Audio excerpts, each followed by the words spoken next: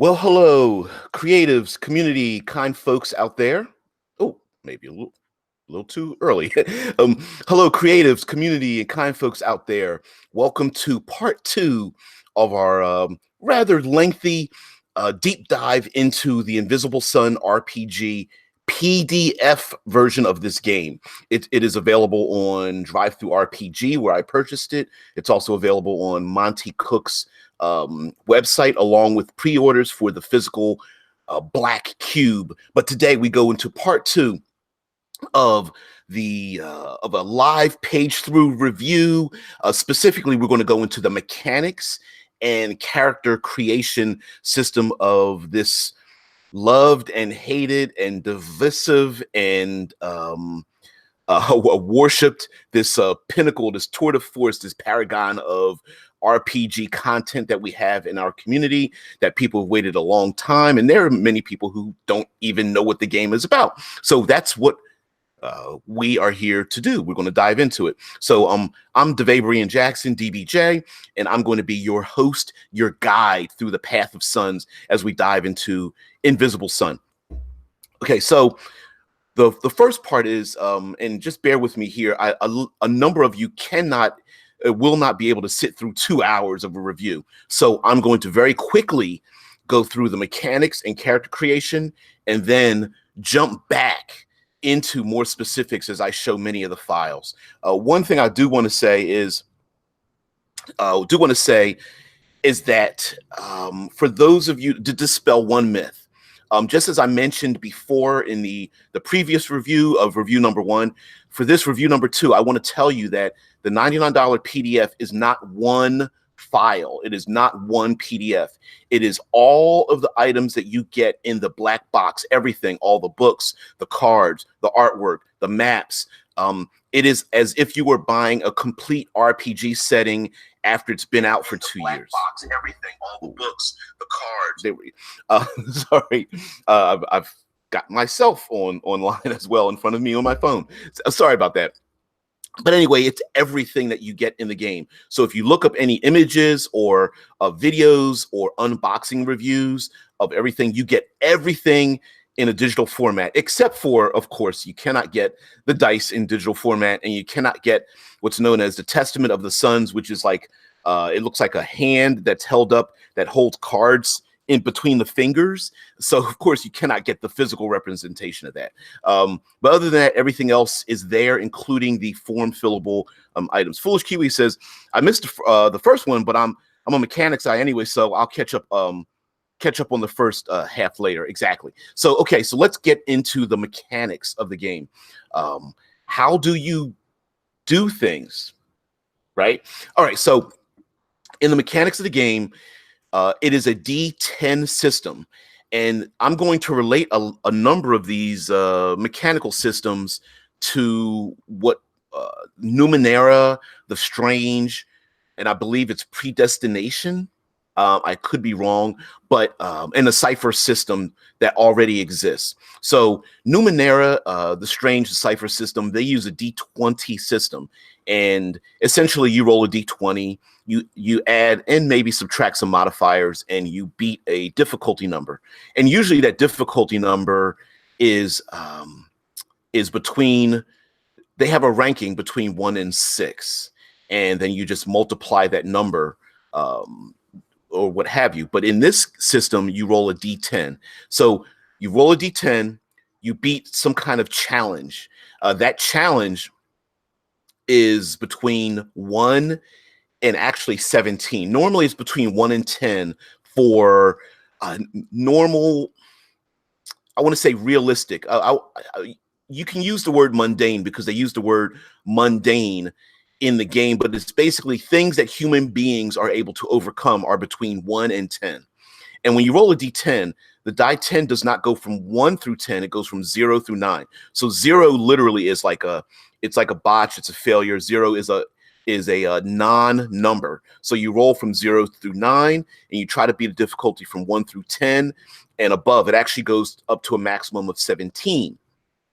The reason it goes above 10, or rather it goes from 10 to 17, is because there are some things that are arcane in nature, and a normal human being would not be able to overcome them. So, for example, trying to overcome something that is magical or psychic or illusory or shifting in shape and pure chaos or something would be, a human being could not be able to crawl, or find their way through a world that's nothing but razor blades and sharp thorns or something, where the landscape is ever shifting based on their fears. You would need some sort of magic. So to reduce something known as the challenge, what you do is you obtain a venture. So, for example, if you only roll 1d10 and the difficulty itself is an 8, it's very difficult to overcome that. So what you do is you gather yourself venture. Now, bear with me, there's going to be a lot of terminology thrown at you, so I apologize for that. And if you stick around for the 2 hours, you'll get it. If you just stick around for the beginning of this, maybe it might throw you off. But a venture is basically all of the modifiers that work in your favor.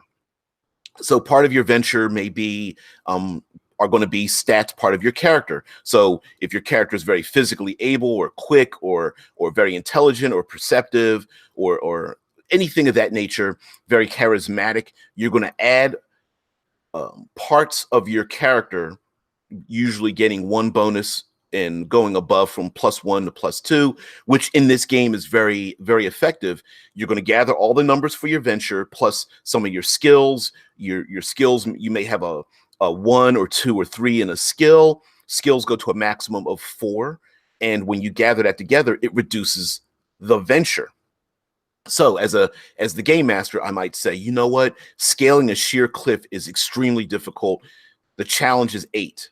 So a character that's completely unskilled will have to roll a die 10 and have to roll, an 8 or better. So you'll have to roll an 8 or a 9. Not good chance of making it.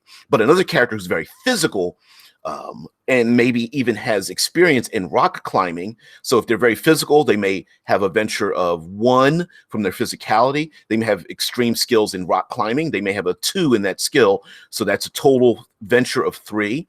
3 reduces that challenge from 8 to 5. So now they have to roll a 5 or higher. So all of your bonuses, basically all of those things that allow your character to succeed, reduces the venture up or down. But you might say to yourself, well, I really want to have roll more than 1 die. All right. So there are things in the game known as enhancements, and those enhancements will give you an extra die. When you gain extremely high levels of ability, when you gain extremely high levels of ability, you'll gain more than 1 die. The maximum number of dice you can roll are 4 dice, and you do not add modifiers to the dice. You don't add the dice together. You just have more dice, giving you a greater chance of rolling, an 8 or better to climb that mountain. Now, whenever a player character who are known as Vislae, Vislae, when Vislae perform any actions that involve magic, they automatically gain an extra die. So they get 2 dice. Most player characters will be doing a lot of using magic, utilizing magical abilities. So they will be rolling 2 die 10 and beating whatever challenge is set for them by the GM. And of course, reducing that challenge number. If it's an 8, they're trying to reduce it down. They reduce it by 2 points. They reduce it down to a 6. They will roll 2d10. If they're using any kind of magic, maybe they're casting a spell that lightens their body or allows them to adhere to the cliff wall or manipulate stone or what have you. So, or even using a spell that gives them a climbing ability that they didn't normally have, and they're able to acquire it from someone's memory or what have you. So that's essentially how the mechanics work.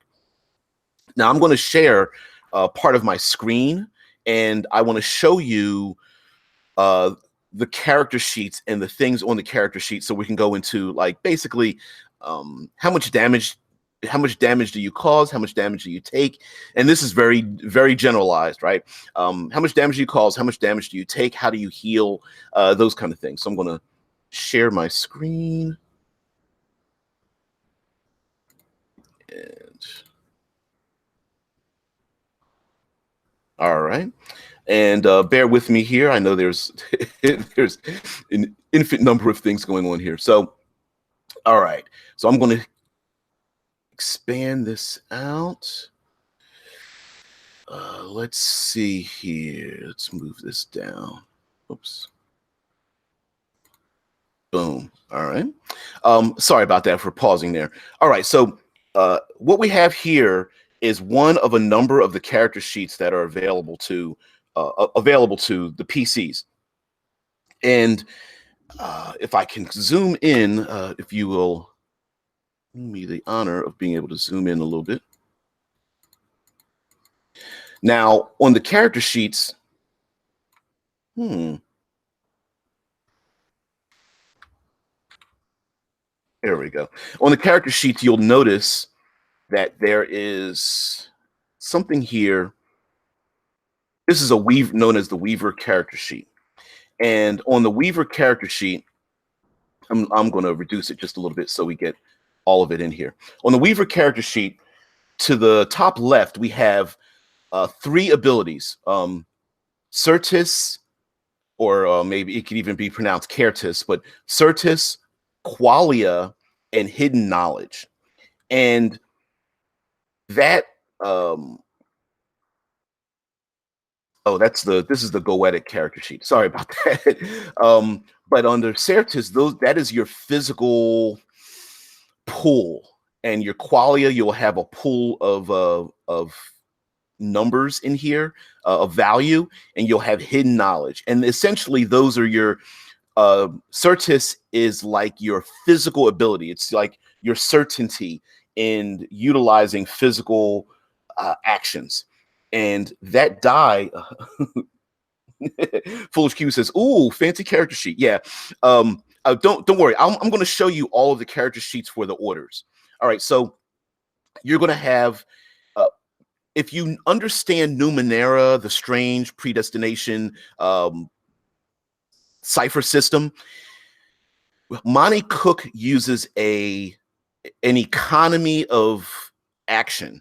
So you will be spending ability points, unlike Dungeons and Dragons or classic games where you have a specific die number like an 18 strength or 37% strength or whatever your game system is. You're going to have numbers in Certis, Qualia, and Hidden Knowledge. And that number might be 6, 8, 10, 12, 13. And you're going to use spend points that will reduce the challenge rating.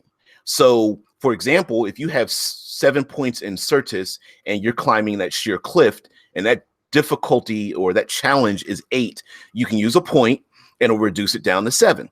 If you are trying to find your way through a maze and the difficulty is a 6 and you want to reduce that difficulty, you'll spend a point of your Qualia, and it'll reduce it by 1. Now, of course, there are the basis is that you spend a point, it reduces it by 1, which is a 10% reduction, right? Because you're rolling a die 10. So basically, each point up or down is a 10% change.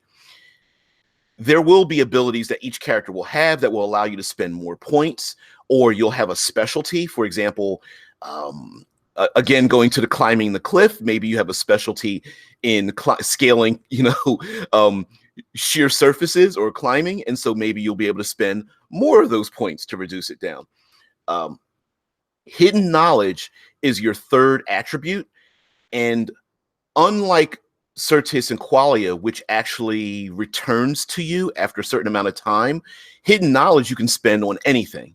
And this stat is a way for you as a player character to introduce things into the game that didn't quite exist before. Essentially, what you're saying is, I want to spend some hidden knowledge. And a game master says, really? Okay, give me a piece of information that your character knows about climbing this cliff or navigating the maze or about this city you're about to visit or about questioning the guard. And so you as the player character and working together with your game master and the other players, you come up with a little nugget of knowledge. For example, I want to question the guard and I want to use a point of hidden knowledge to reduce my ability to reduce the challenge to convince him that we should be able to pass through the gates. And the guard is like, what? Stop, stop right there. And your hidden knowledge skill might be, I know the guard because we grew up together. Or the guard comes from an area of the city and we both came from that location. Or when we both came from Shadow and worked in the same office building and we recognize each other. Or the guard is wearing an emblem of a faction that I belong to, and I greet them with the same hand signal that all members of the faction, whatever the case may be. And even if it's physical, you're climbing the sheer cliff, and your hidden knowledge might be, someone once told me of the hidden handholds that allow me to scale this sheer cliff, or I know of a specific technique that calms my heart so I don't panic climbing up this sheer cliff. All right, so I'm going to get back to the acumen, joy, despair. Let's see if I can go up here and show you some things. See if I can find it. Nah, I'll get back to it. It's far easier to find on another character sheet. So anyway, sorry about moving that around. If you're someone who's disturbed by those things. So taking damage, all characters can suffer 3 injuries.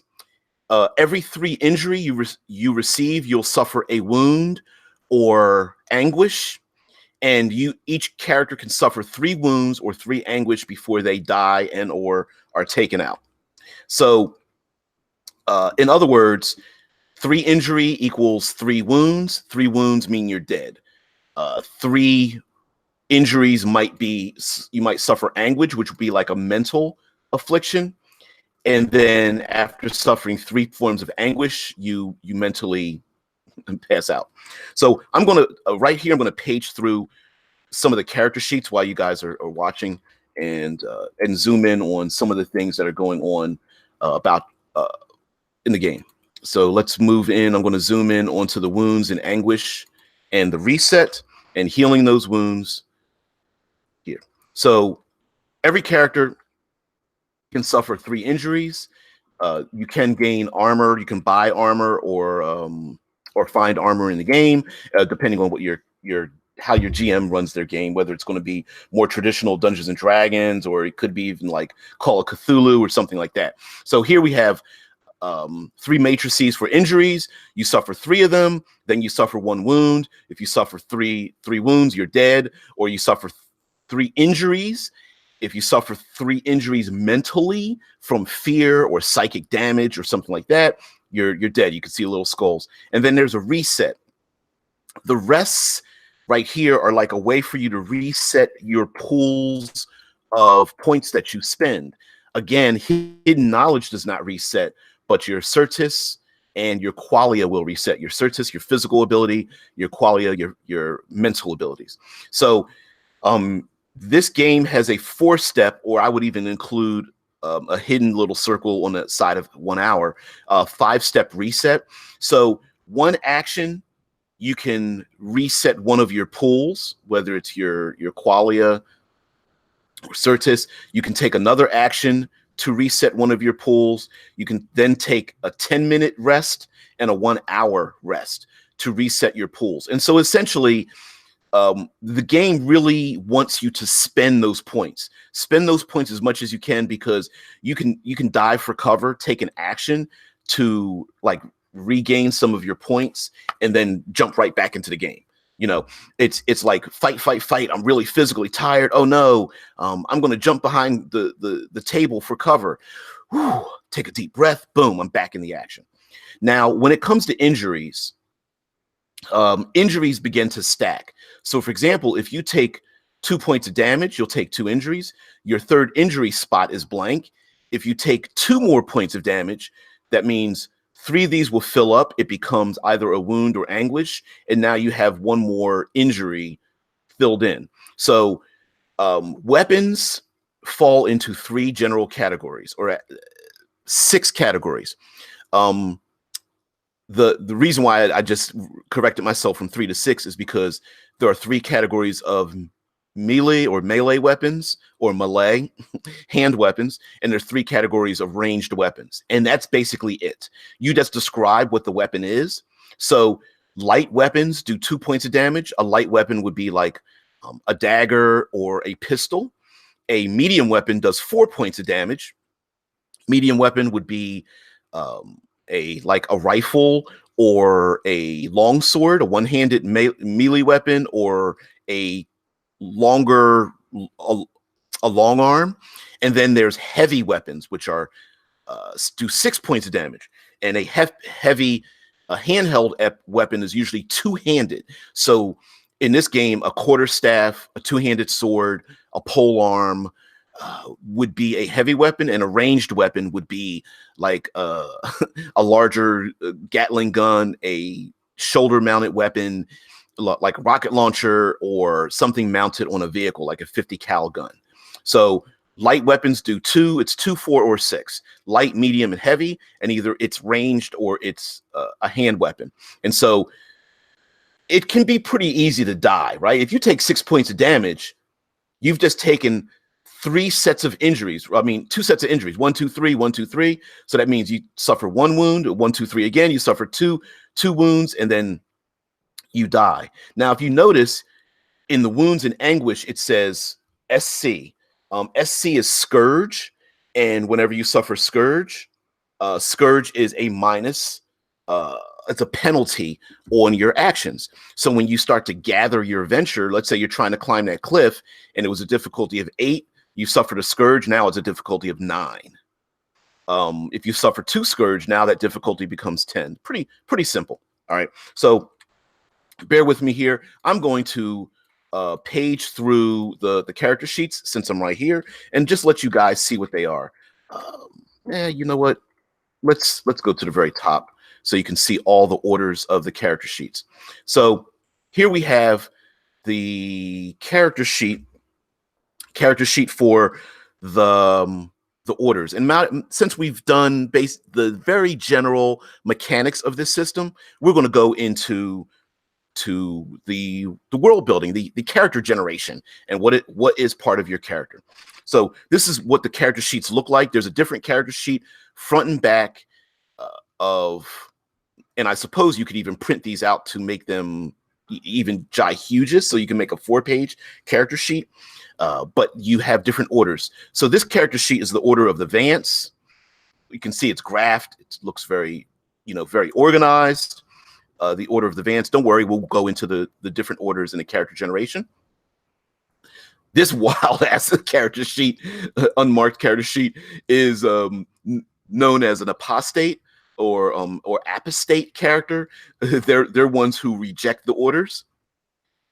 This third character sheet is the order of makers, and you can see that it's got almost an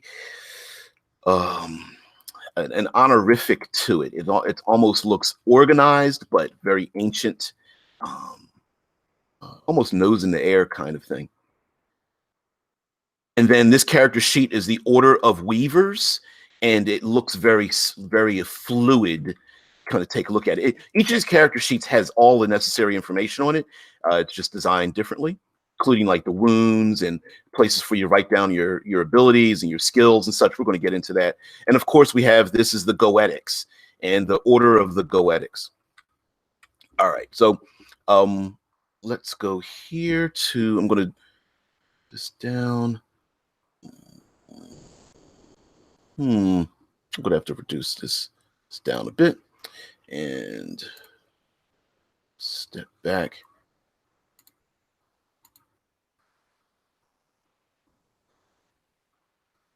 Those are the decks of cards. Let's go into the key. All right, so character generation. All right. The character generation book, there are 4 books, and it outlines basically everything you need for your characters. In the key, the book is known as the key. It is the first book in the introduction. This book, the key, basically walks you through the character generation process. So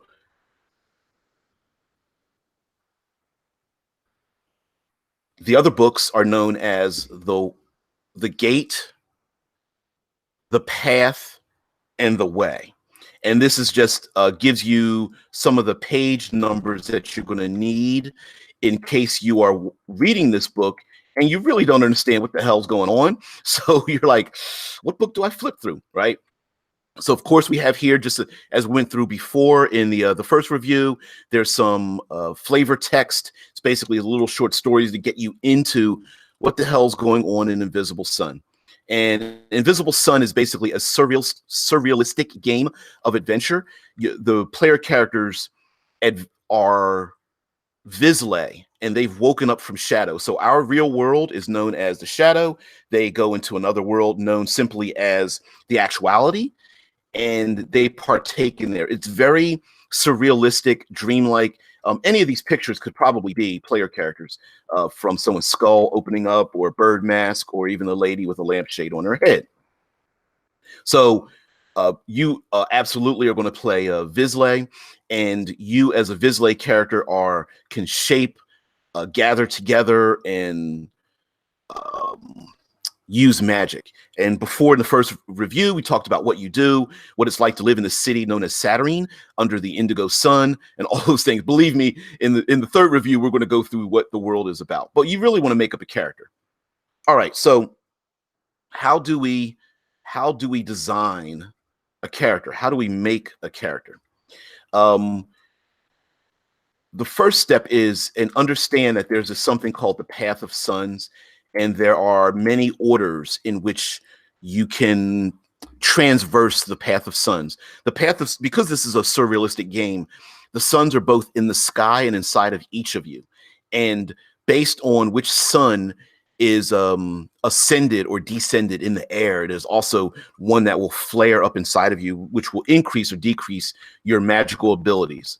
And those magical abilities will be based on the color of the sun, and each sun relates to a type of magic, whether it's life or destruction or charms or luck or things of that nature. So creating a Visley character involves a number of steps, and at each step you must make choices. This process isn't just to determine how hardy your character is and how many skills and spells they use. It's also to develop a character with a background, a personality, and a goal, a character with life. And so one major thing that Monte Cook has designed is that while we are creating a character, there are both in-game and out-of-game statistics, and in-game and out-of-game terminology. It is identical. So this object here, this thing known as the Testament of the Suns, it looks like a stone hand carved with 6 fingers that holds a card. Each player character owns one of those, and the hand represents. You'll understand when I say this. You own one of those. It's probably going to be in your house, and that Testament of Suns will change because it will hold whatever sun is in its high orbit at that moment. And sometimes the sun can change moment by moment, every 10 seconds even, or change day by day, or when important things happen in your life, or dramatic things happen around you. And so the suns don't just orbit like what we would think of as science, but they also orbit based on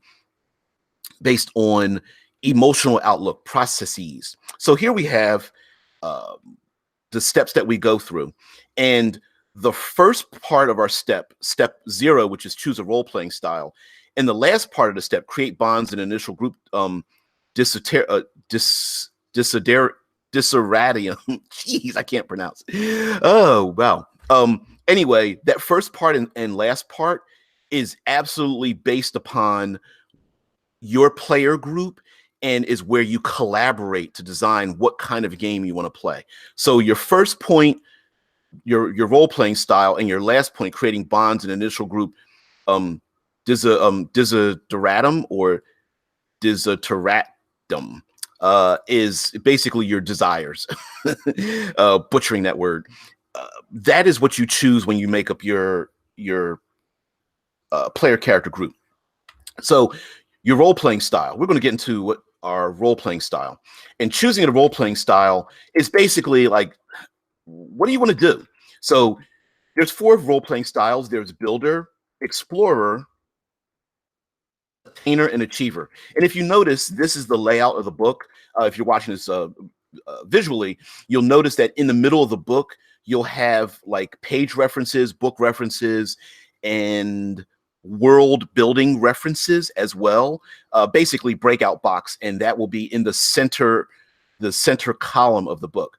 So for your role-playing style under builder, as a group, you're going to decide like a builder adds to the world. They look beyond themselves and see the bigger picture, and they want to be part of it. They want to make their mark on the world by creating something new, a home, an organization, a book of lore, or anything else. Either way, builders are organized dreamers with big plans. So does your group want to build something in this strange, surrealistic, dreamlike world known as the actuality? Or explorers. Explorers look for new people, places, things, and experiences. They seek understanding. They seek knowledge. Nothing is more intriguing to an explorer than what lies behind a locked door within the pages of a forbidden book or in the mind of an intriguing non-player character. Anything else in the game is just a means to an end of answering every question, solving every mystery, and exploring every nook and cranny. So does your group want to be builders? Do you want to build something, like build an empire, build a building, build an organization? Do you want to explore? There's also the attainer, the group that wants to attain something. An attainer is inwardly focused. They amass power and seek self-improvement. They want more spells, more skills, more abilities, more cool gear, and more money. They might have plans for what they amass, or they might just be gathering it all for its own sake. So that's the attainer. And then there's the achiever. An achiever is story-focused. Goals are important, and success at achieving them is paramount. Achievers set specific goals for themselves and then develop plans for how to reach them. Alternatively, achievers are the ones who grab hold tightest when a story hook is placed before them. They want to see a story completed. All the rest is just part of the larger tale. So basically, as a group, you go, what do we want to play? Do we want to knock down the door and steal stuff, or do we want to tell an introspective story, or anything in between? So basically that. Now, the second part, step 1, because that was basically step 0. That was like session 0. What kind of game do you want in general? So step 2 is choose an order. And there are 4, well, technically 5 orders. There are the Vances, Makers, Weavers, and Goetics. And you're going to write that down. Now, there is a 5th order, which isn't really an order. That 5th order, 5th organization or part you belong to, rejects all of the other 4 orders, and they're known as the apostates or apostates. So there we go. There are Vances, Makers, Weavers, Goetics, and Apostates. And that's going to be part of your, if you're used to or you understand what Numenera cipher system and the Strange is about, you're going to have a sentence that describes your character. So that word is going to be in your sentence. You're going to be, I'm a Vance who, or I'm a Weaver that constructs, or I'm a Goetic that destroys, or something like that. And I'm an Apostate. So you're going to use one of those 5 words. So under Vances, each of these orders has something specific to them. So I'm going to click on the Vance, each of these orders. So I'm going to click on the Vance diagram. And the Vance diagram is how Vances cast their spells. Essentially, they have Vancian magic. Now, the Vance diagram for the character that is a Vance will fit. They will pick spell cards. The spell cards come in different shapes and sizes, and they will fit inside of this diagram, this cube. Okay, and it gives you some instructions on that. So when you start out, you see this blue cube, minded a postulant. That's a beginning character. Then you're going to move up in the order as you gain more abilities. You become, that is the mind of the magister, as you get this like yellowish one. And then down here, you can't really see the word, but when you get up this entire pinkish red cube, that is the mind of a magus. So in the beginning, you get the middle cube. As you go in the middle, you get this rectangular area that you can fit your spells in, and then the mind of the magister, the magus, you get to use the entire thing. So essentially, you may have more spells that can fit into this diagram. So I'm going to click on advanced spells. And this is an example of what those advanced spells, the size of those advanced spells. There are alpha, beta, gamma, and omega advanced spells, and they are different sizes. And those sizes correspond to some of their powers. I'm going to flip down here a little bit and show you some of the spells. These are some of the beginning spells. There are blank spaces because in the Vancian order, you are it is required of you as you gain up in levels to design new spells and pass on your knowledge to those students below you. Beta spells, and they have a certain size. Gamma spells, they have a certain size. And then, of course, we're going to go down into, come on, Omega advanced spells. And they take up a huge block on your character sheet, right? All right.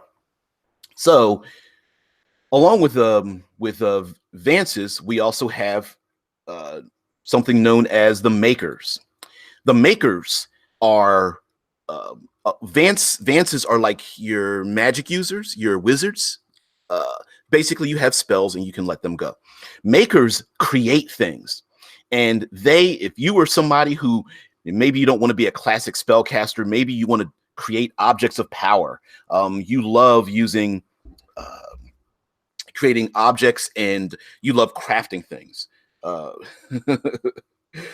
Harry Sure says liked and subbed. Thank you. I guess. Thank you very much.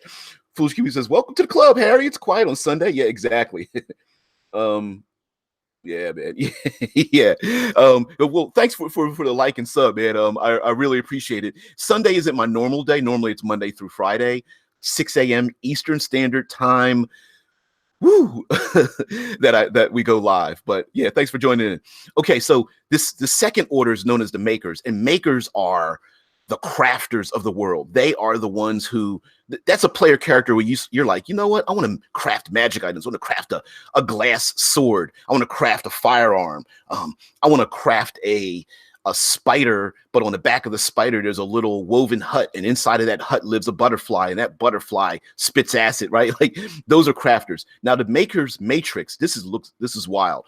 This is for somebody who's really into these kind of things, right? So this matrix is like a pass fail, yes or no thing when you're creating your objects of power. Much of the time you're going to do this in downtime. So unlike a Vance who has spells that have to fit into a cube, you have to go through the Maker's Matrix. So I'm going to go through this very quickly. Here we go. You find a material, you find the level it is, you attempt a challenge. Do you pass? Do you succeed? Wow, you add your ingredients. Do you fail? Oh no, you have to add a catalyst. If you fail, you add your catalyst. You attempt a challenge again. Did you succeed? Yep, but it has a minor side effect. Did you fail? Oh no, now I have to add a stabilizer. You attempt it again. Hey, did I succeed? Yes. Okay, now it has a major side effect. Did it fail? Yep. Oh no, there's a mishap. But if you add you have your item and you have your material, you attempt a challenge. Did you succeed? Yes. You add the ingredient. Okay. Do you continue? Nope. Okay. Do you have a desired effect? Sure. Then you add a power source for your item. Do you have this desired item level? Then you add your power source. Yes. Or if it's not the level you want it, the item created has a random effect of a specific level. So then after you add your power source, do you attempt a challenge? Did you succeed? Yes. You have your desired item. Boom. You're done. How about that, guys? Believe me, being a weaver is not for everyone. I mean, being a maker is not for everyone. But if you're the type of player that loves to create and craft those items on the side, it's really cool.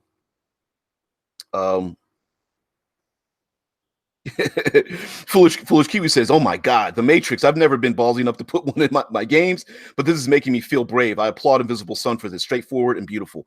Exactly. So, and also this is, mind you, these orders are for some players that really want to get into that. It's not for everyone, but there's a specific type of player and even game master that wants that kind of thing.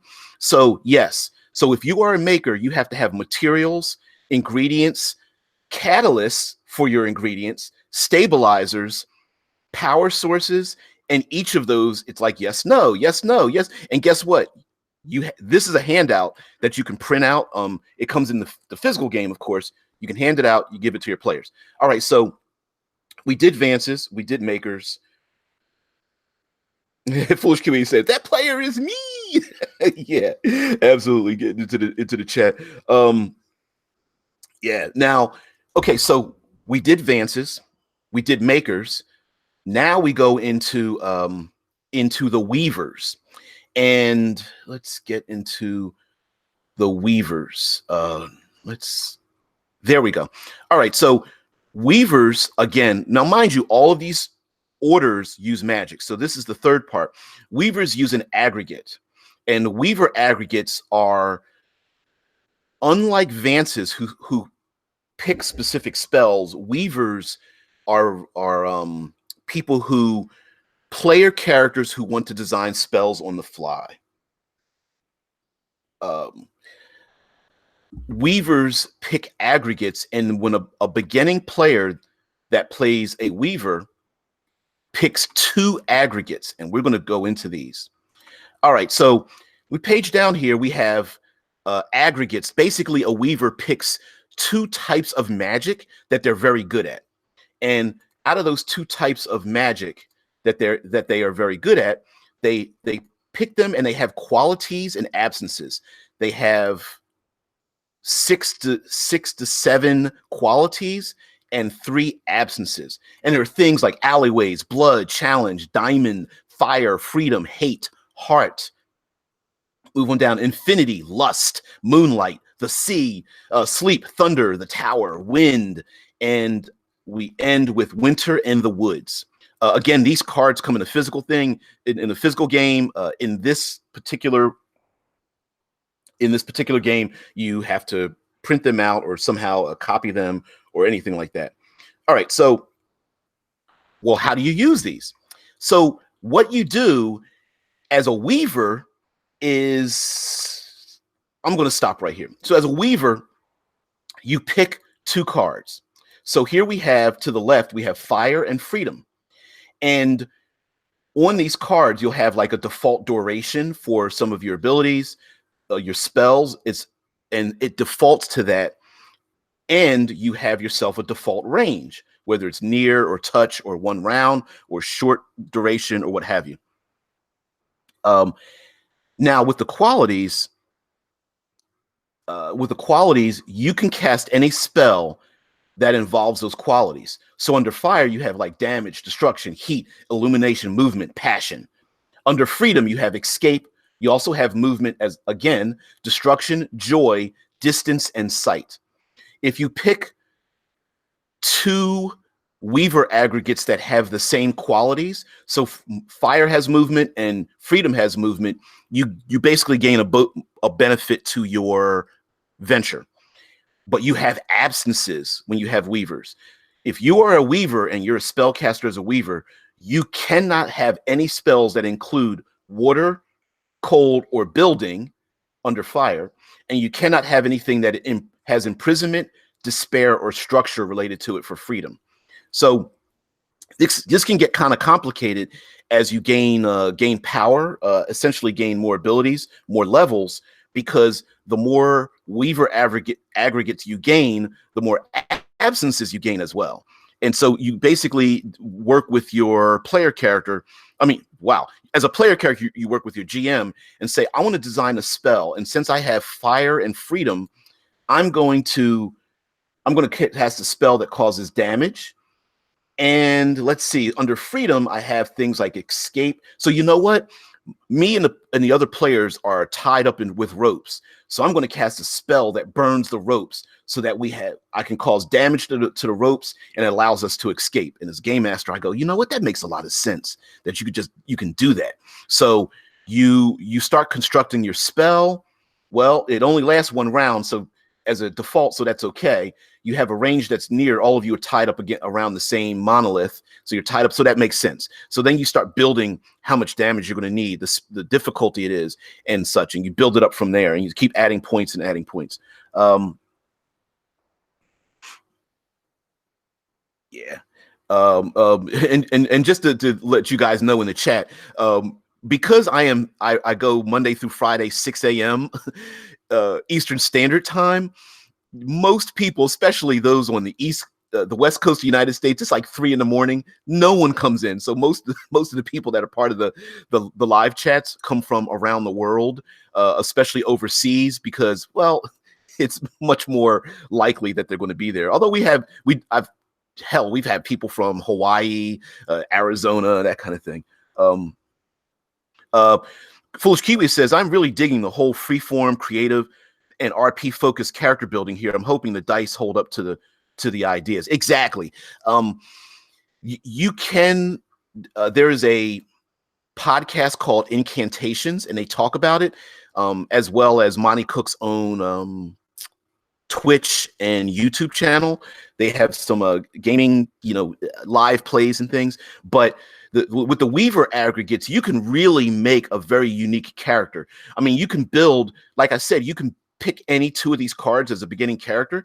So if you can pick Blood and Diamond as your Weaver aggregates and create things like that. You can pick Alleyways and Fire. You can pick Hate and page down and Moonlight. You can pick Infinity and Wind, or Sleep and the Woods, or any combination thereof. So, okay, so those are Weavers. So we went through Vances, we did Makers, we did Weavers. So now we go to Goetics. This is the Goetic handout. Goetics, I love the name, but it may not sound what it sounds like what you can do. Goetic magic decides what sort of entity they wish to. The Goetic decides what sort of entity they wish to summon, such as an angel, demon, or other spirit. The level of the entity and for what purpose, often called the type of summoning.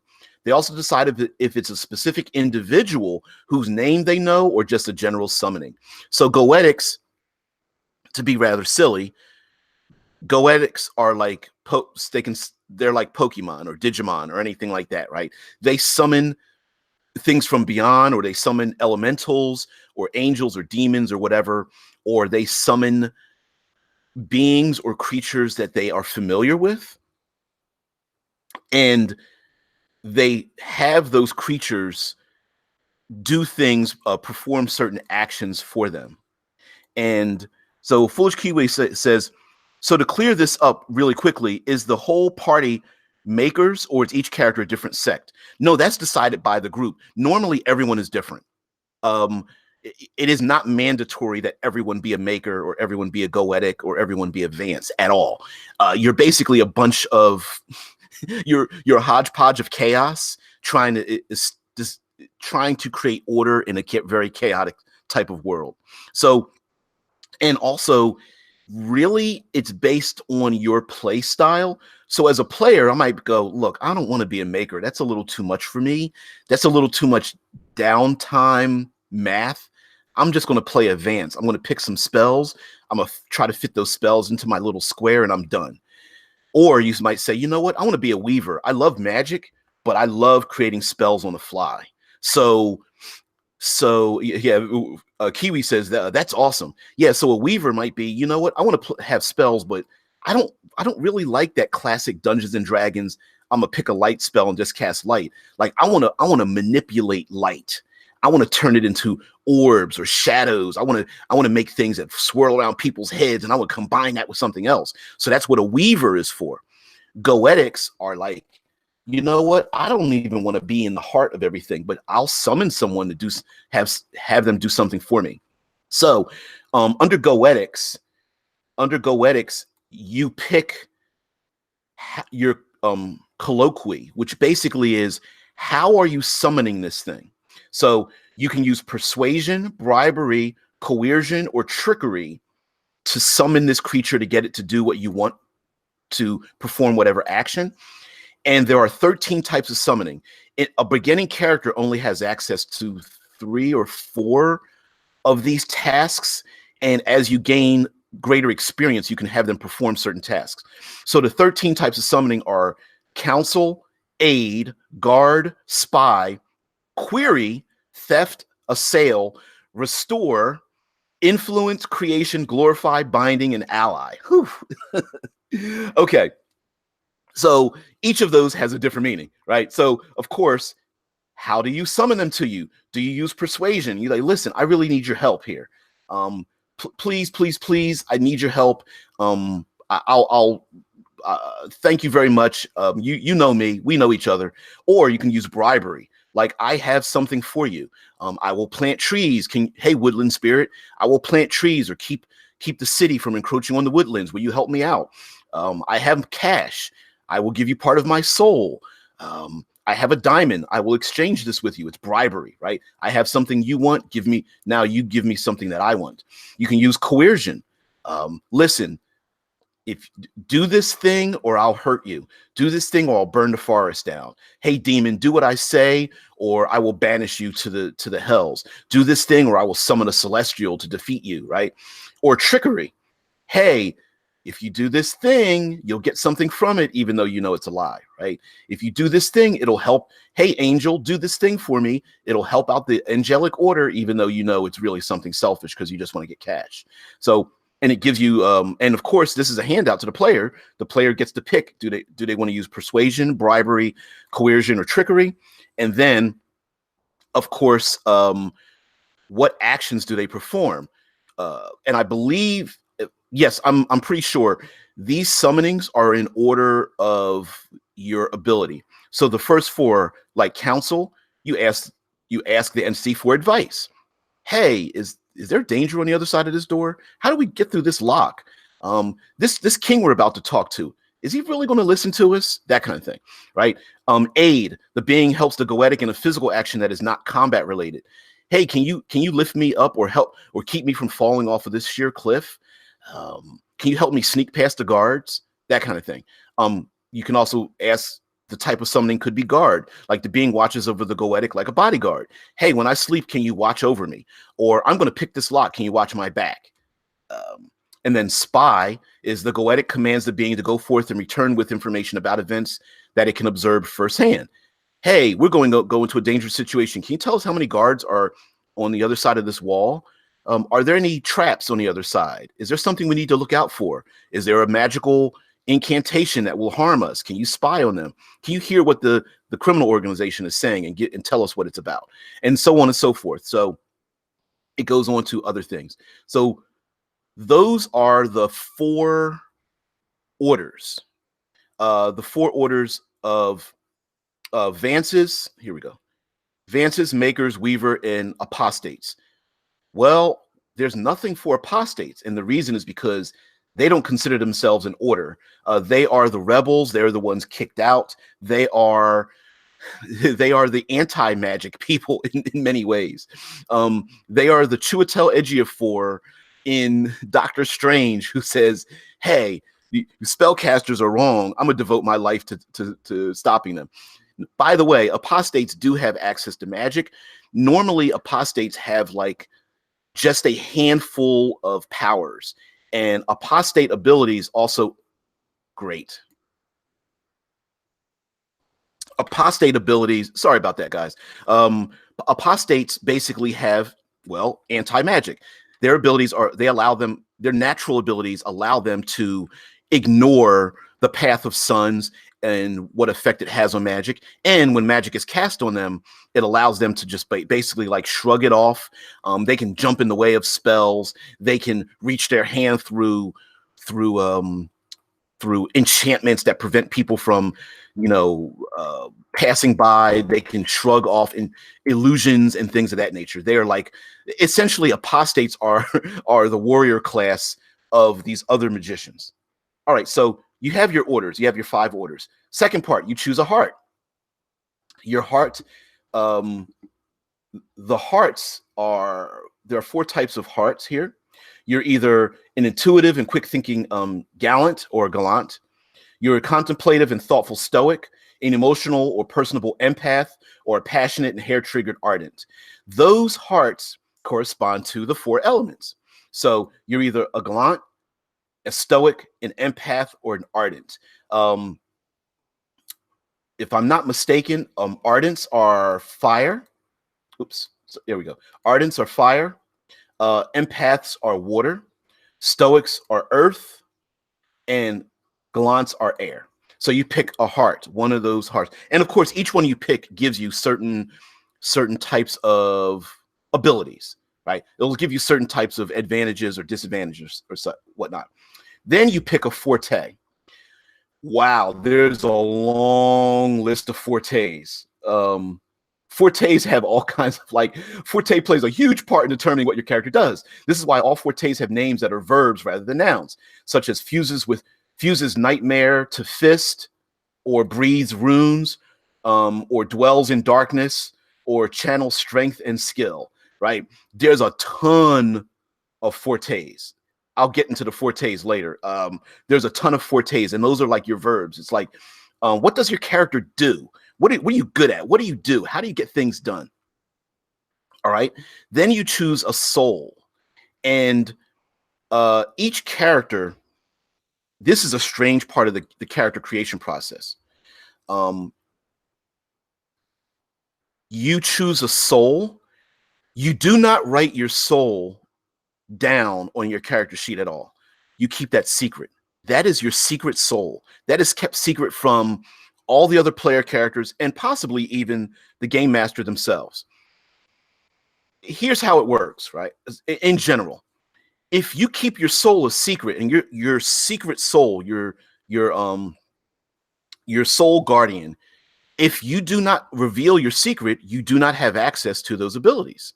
It's a secret, right? It's essentially a secret from the very path of suns. It's a secret from the world of the actuality. It's a secret from the city of Saturnine and the under the indigo sun, because this is a surreal world. When you reveal your secret soul, you gain access to those special abilities. But because your soul is expressed, because it is revealed, people can take advantage of your soul. It is almost like a true name. Your soul is now not secret. Now it is public. And there are secret organizations that gather together under the banner of the 13 magisteriums. And they are like a secret faction organization. And they will try to recruit you and hide you, because everyone and anyone who knows your secret can use that against you. But they also have special abilities that allow them to repel or rebuke those who would want to use your soul, your secret name against you as well. So yes, there is really a thing you pick that you do not write on your character sheet that is a complete secret from other player characters and even the game master as well. So A, you have this secret, but B, you can't use it unless you reveal it, which I think is a really cool gaming metagame creation, because A, it means that, hey, I want to be a player character that has a skill that no one knows. I mean, has a secret that no one knows. You know, you get those type of people who love to hold secrets, but the mechanical part of it is, if you hold on to your secret, you don't have those special abilities. So it benefits you to release your secret. Then there's other player characters like, I don't care if anybody knows my secret. I think it's cool. I love the conflict. So they'll just tell everybody their secret right from the minute the game starts. And A, they gain those abilities, and B, they gain all the conflict that comes with it. All right. So now we went through step 3, you choosing your forte. You went to step 4, choosing your secret soul. And now you go to step 5, build a foundation. And this is one that's pretty strange and is very collaborative. So for foundation is your foundation is your life. Where do you live? What did you do before? What did you do while in shadow, which is our real world, the real world we're talking with right now. This is the first step you should do, at least partially in conjunction with the other players. So during your foundation, you will create your Vizslay's home and your neighborhood, your Vizslay's shadow skill, the skill that you brought with you from the real world, your Vizslay's shadow memento, a small object or memento that you, maybe it's a picture of some family, it could be a wedding ring, it could be it could be a pizza box, who knows, it could be a small stuffed animal, it could be your home computer that doesn't work very well here, it could be any number of things. You also pick a quirk. There's a list of types of quirks that you can have for your character, and of course connections to the world and your NPC bonds. And you work with the other player characters in the game, especially when it comes to designing the neighborhood. When you design your home as a player character, it's suggested, heavily suggested, the other players in your group create the neighborhood your home exists in. Foolish Kiwi says, I like the idea of having a secret from the DM. As a DM who loves tricking players, giving them a chance to hide something from me back is intriguing. And I love it because I've never really liked, honestly, I never really liked the idea of players hiding something from me as the game master, because it's like you can't hide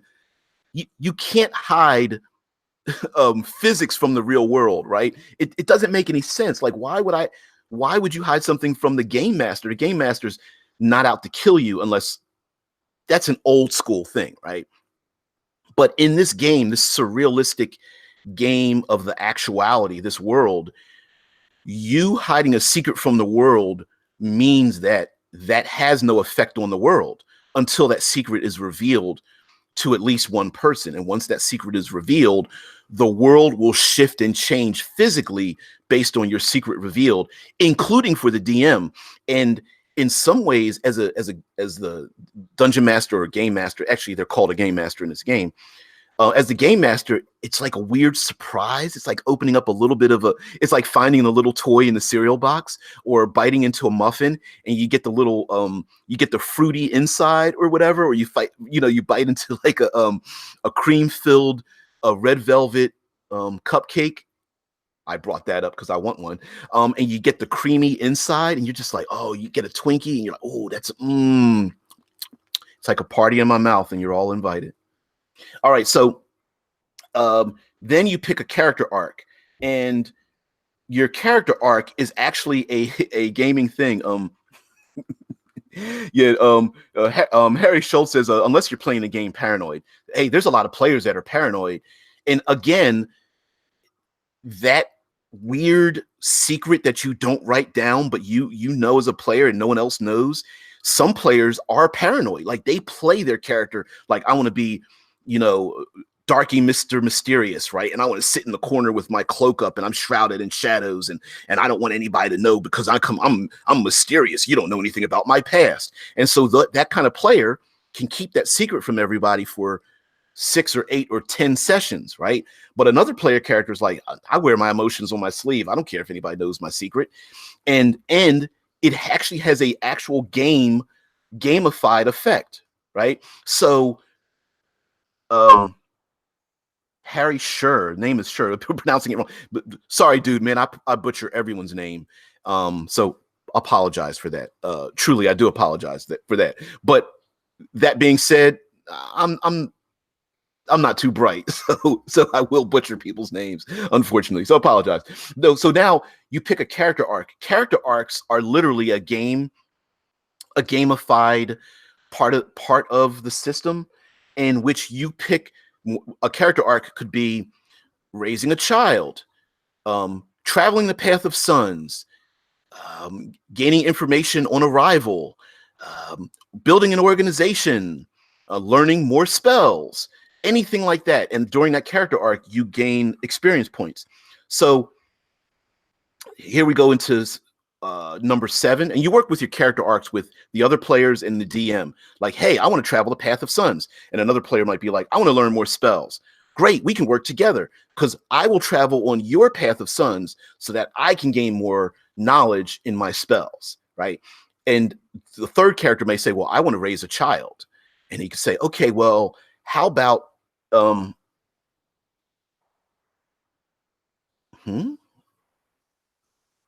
why is both Edge and Chrome open? I'm not sure what that means.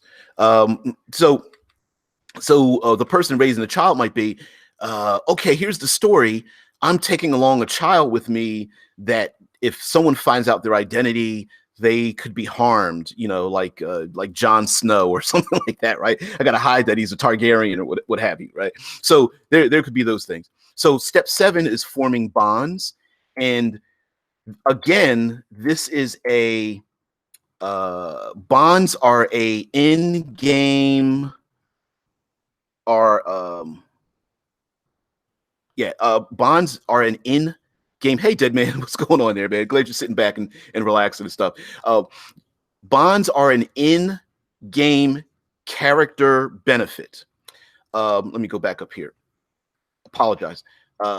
So in bonds, the very end of I'm going to read this. The very end of the character creation process requires the GM and other players. At this time, you develop neighborhood around your house, choose your bonds you have with the other PCs, determine the ephemera, etc. The bond you have with another player, whether they are related to you, you are siblings, you are best friends, you're rivals, you are child and parent, you are student and mentor. You gain certain in-game mechanical benefits by picking a bond. And there's, of course, a list of these in the key and having those bonds. So, for example, mentor and student might be, as a student, you gain a benefit on your skills when your mentor is helping you do something. And then as a mentor to student, as a mentor, maybe you gain the ability to, it's cheaper for you for your own skills to go up, to learn new skills because you are a teacher to a student. This is just an example.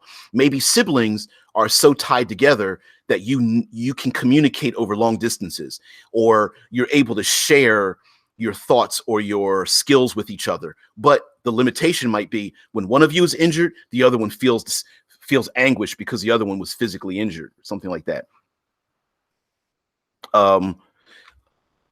And here we go. We're going to go down to character creation and concepts. In the game, there's a lot of terminology. You want to gain acumen and crux. Acumen is generally like experience points given to you at the end of a game or during your character your character path that you choose. And twins, yes, twins is a character bond as well. Siblings, twins, yes, absolutely, absolutely is in the game. There's a laundry list of them. There's more. There's not 4 or 5. I believe there's like 13 or 14 of them, and those bonds can change. So in game, you can say, hey, my character and that other character, we don't like each other. We come from different, maybe in Shadow, in the real world, we worked in the same office building and we hated each other. Or maybe in the real world, one player character was really rich and another one was like homeless, and they looked at each other and hated each other. Like the homeless is looking at the rich guy like, you think you're all that. And the rich guy is looking at the homeless guy like, you're lazy. And both of you are drawn into the actuality, and now you're bonded together and you hate each other. So you could be rivals. And as the game goes on, as the player characters, you can say, listen, maybe part of that rivalry, your game benefit would be whenever my rival fails, I get a bonus on my action. And then later on, you grow and go, you know what? We're actually bonding together. We're understanding each other, where we come from. We're learning to understand that what we did in the Shadow world was not only meaningless, but kind of stupid. Now we're best friends. So as best friends, we get other abilities. So maybe as best friends, the benefit might be when the other one is injured, you're able to take an extra action to move closer or interpose yourself from their danger or something like that. And each one has their own benefits and drawbacks as well. So yeah.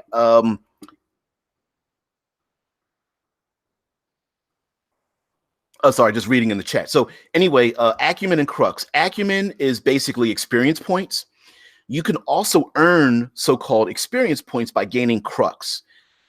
You earn crux. If you guys remember when I showed the character sheets, you earn crux by gaining joy and despair. I know I'm dumping some dumping some terminology on you. Joy is when you have basically a critical success, or when everyone around the table, including the GM and the other players, are like, wow, that was an amazing event. You get a point of joy. when everyone is laughing or having fun or clapping their hands, or they're just like, that's sweet, or that's a great idea, you gain joy. Whenever you fail, you did something, you made a mistake, you made the wrong decision, you rolled the dice and you're like, oh man, I can't believe I rolled a 0 in that one. And when I really need to hit them, you gain a despair. 1 despair plus 1 joy equals 1 crux. And that crux allows you to increase your skills and abilities. So acumen allows you to increase. Joy plus despair creates crux. And right here in the middle of this thing, it talks about acumen and such. The GM determines the challenge player adds together their venture. Challenge minus venture is the number you need to roll. Bonuses a character gets due to skills, circumstances, and spells, tools, or weapons all add to the venture. Every single task in the game works like this. So that's it. All right. So in this game, there are things known as secrets. That is a general term by in which they shortcut reality. So secrets are things you can learn to shortcut reality. They provide ways to do things that you shouldn't be able to do normally. Essentially, spells fall into that category as well. And there are things such as ephemera and objects of power, and as well as incantations and spells. So let's see if we look. So here I'm going to show you something. Ephemera objects. So ephemera objects work like in Numenera, in the cipher system. If you're familiar with what ciphers are, ephemera objects are literally like one and done objects. Some of them hang around a little bit longer, but most of them are one and done. They're very simple things. Characters start out based on your foundation and your order. You may gain a number of these objects in the game, and believe you me, use and abuse them. You're not supposed to hoard them. You are supposed to use them. And Monty Cook loves the idea of an economy, a gaming economy.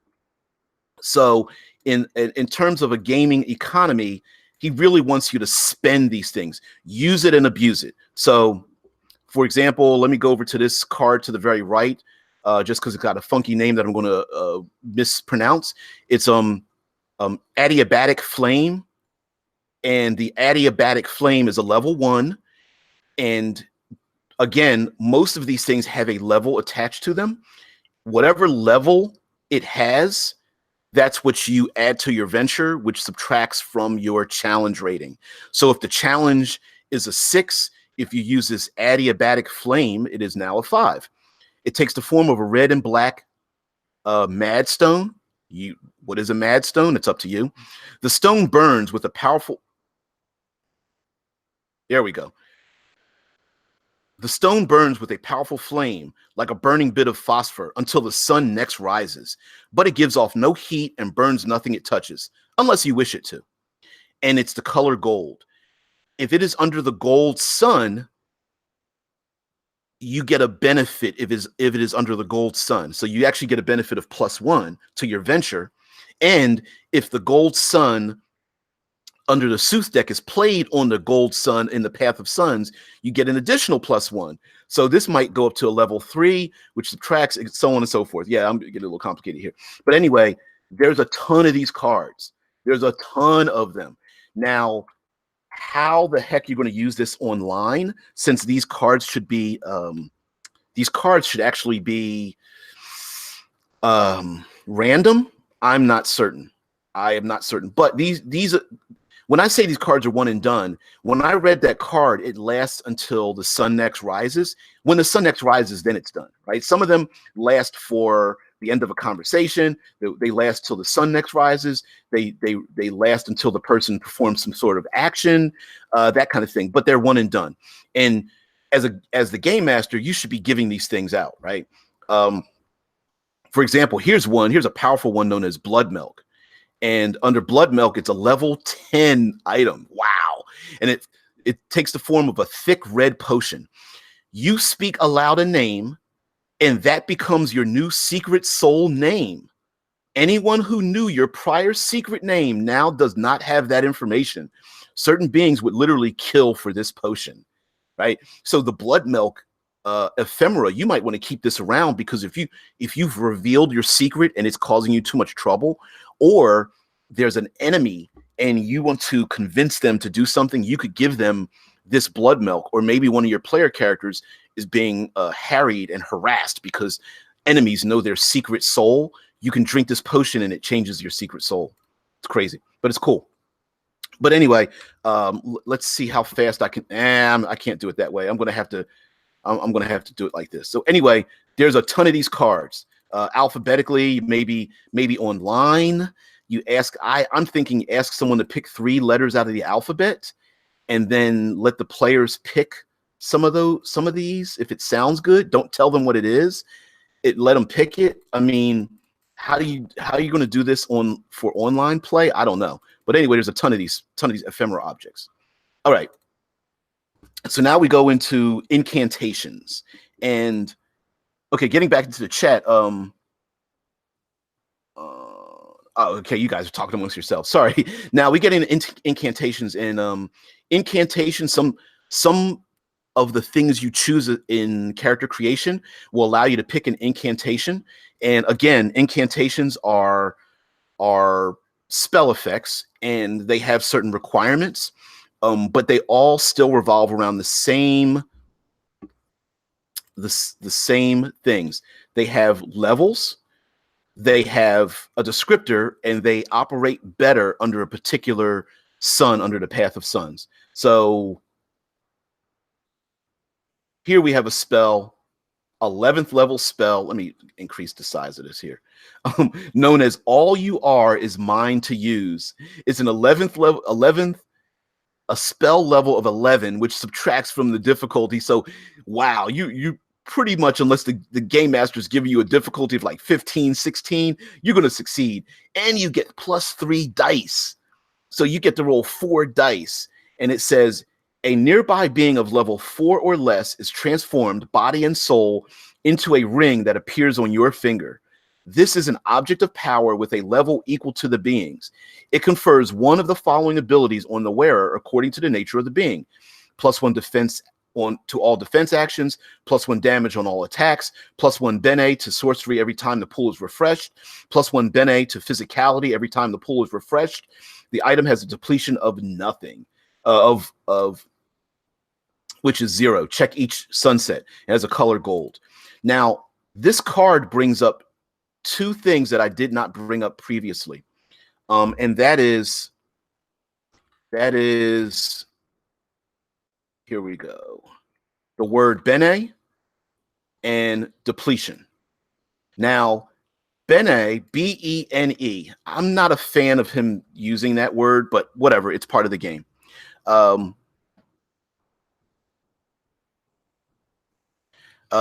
Seems somewhat like L5R. I would agree with you. I would agree with that. Yes. In some ways, there is much of this. There is an L5R element to it mechanically, and I would even say setting wise, in terms of belonging to different orders and such. Yes, far more fantastical though. The player characters, even beginning characters, are far more capable than L5R. But numbers wise, mechanically, I'm going to agree with you on that one. So in the game, you have something called bene. Every time you spend part of your pool from your certis, your physical abilities, your qualia, which are your mental abilities, and your hidden lore, you're spending bene. And you can get bene from other sources, magic, skills, and your bene is which adds to your venture, which reduces the challenge rating. Wow, there's a lot of terminology. So +1 bene to sorcery means that every time you use your sorcerer's abilities, you get +1 to it. And remember, each +1 is a 10% difference. It's the equivalent of +2 in Dungeons and Dragons with a D20 system, right? Each one is a 10% difference. So yes, depletion on some spells. To the left here, the Amatory Bloodfire has a depletion of 0/1. You check each round, and this spell has a depletion of 0. Check each sunset, which means Depletion is very simple. You roll a d10. If any number shows up in that depletion rating or value, the spell ends. So instead of counting how many rounds a spell lasts, it has a depletion rating. So all you are is mine to use will end if you roll a 0 at each sunset. Or to the left, amatory bloodfire will end if you roll a 0 or a 1 and you check each round. To the right of the spell, black candles give the same light, is a depletion of 0. You check each round. If you roll a d10, you check each round. If you roll a 0, the spell ends. So that's essentially how it goes. And of course, at the bottom of each of these spells, all you are is mine is a gold spell. Amatory fire is a red spell. And black candle gives the same light as a gray spell. Again, if that spell is ascended during the Path of Suns, meaning if I draw a Sooth card and the gray sun comes up, you get a benefit. Some of them are waning. Some of the waxing or waning suns. If you're a descended sun, you're waning. That means you have a disadvantage for using that, and you may not want to use those type of spells. So that's Harry Scher says, by the way, bene in Italian equals good. So that's probably what it is. So I'm in my ignorance is saying that I'm not a fan of the word simply because it sounds like bennies, like bennie, like bennies, like fate points, like hero points, bennies, as opposed to the Italian word bene, or they pronounce it benny, but bene, wow, it is good in Italian. So that's probably initially where Monty Cook derived the word from, but psychologically it still bothers me a little bit. It's not his fault. It's I mean, whatever. It is what it is. So I'm not, you can call it points or venture, what have you. But thank you very much for that, Harry. There is a Sooth deck. Oh, objects of power. Shoot, I skipped past it. I did Ephemera, Incantations. There are objects of power. Objects of power are more powerful items that last longer than the Ephemera objects. Let me click Ephemera. So Ephemera objects are things that are like temporary. I'm going to watch your screen. I'm going to flip all the way to the top. So Ephemera objects are like one and dones. They're like, I burn this candle, and when it's finished burning, it's done. Objects of power are basically, they're magic items. And for people who want to play the maker order, a default might be to go into the objects of power and then default to using some of these objects of power if you're not sure of an object you want to make. So, you're like, I want to be a character that makes their own magic items and their own technological items. Like, I want to make a firearm. I want to make a magic cloak. I want to make whatever. Here we go. A gargoyle, an armored vest, an anguish blade, blood boots, whatever the case may be, right?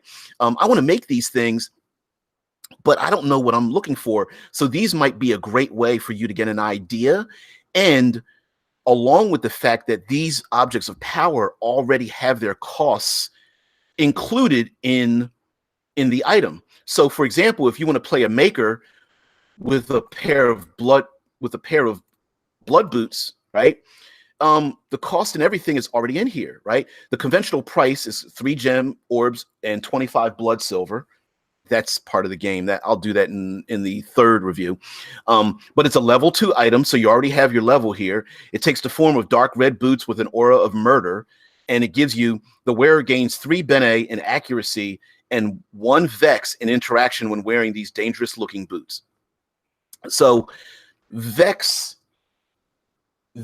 is a smaller form of scourge, which is like taking an injury. Sometimes you can become vexed, and vexed will give you a minus. You'll get a 1 vex, which gives you a penalty when trying to interact with people, like charm them, socialize with them, or something like that. So vex is the opposite of bene. So bene gives you a benefit to doing something. a vex is usually very temporary, like being blinded, stunned. It's it is a general mechanical thing that gives you a penalty until you recover from being vexed. So you could be blinded. You could have one vex from being blinded by dust after the cave collapses. And as a player character, you go, okay, well, I'm going to jump behind the stone and use one of my recovery actions to get rid of this vex. And you're like, oh, okay, that's what you're going to do. Of course, these boots work better under the red sun. These blood boots, and as a maker, you might be able to make it. But anyway, these are like magic items. They last a long time, and you can find them in the game. Maybe some of them work, some of them don't. You can buy them maybe in one of the magical markets if available.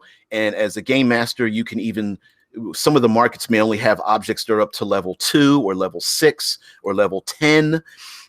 Maybe some of the NPCs have some of these items that you've given to them and use them, and that could be something that has a detrimental effect to your player characters until you defeat them, and then of course you steal the item.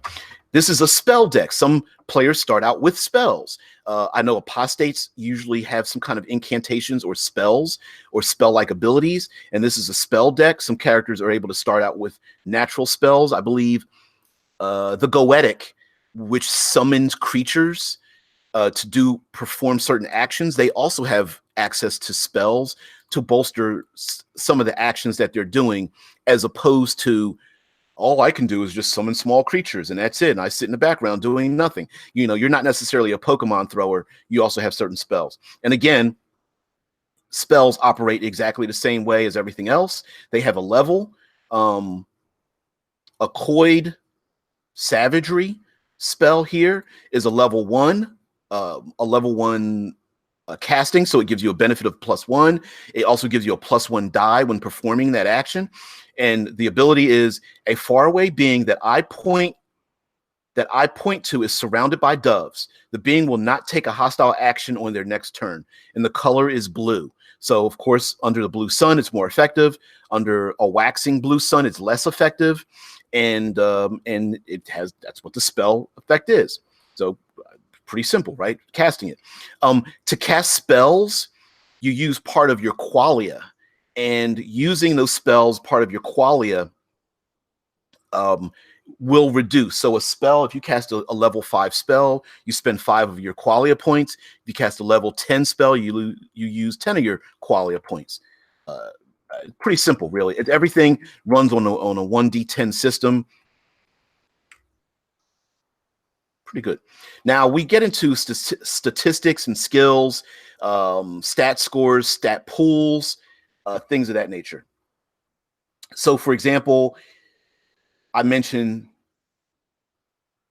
Certus, and Certus is your physical stamina, your health, your strength, and speed, while Qualia is your natural intelligence, charisma, discernment, magical power possessed by a character. So Certes and Qualia are two sides of the same coin, and those skills usually run between, what did it say, 8 to 10 here.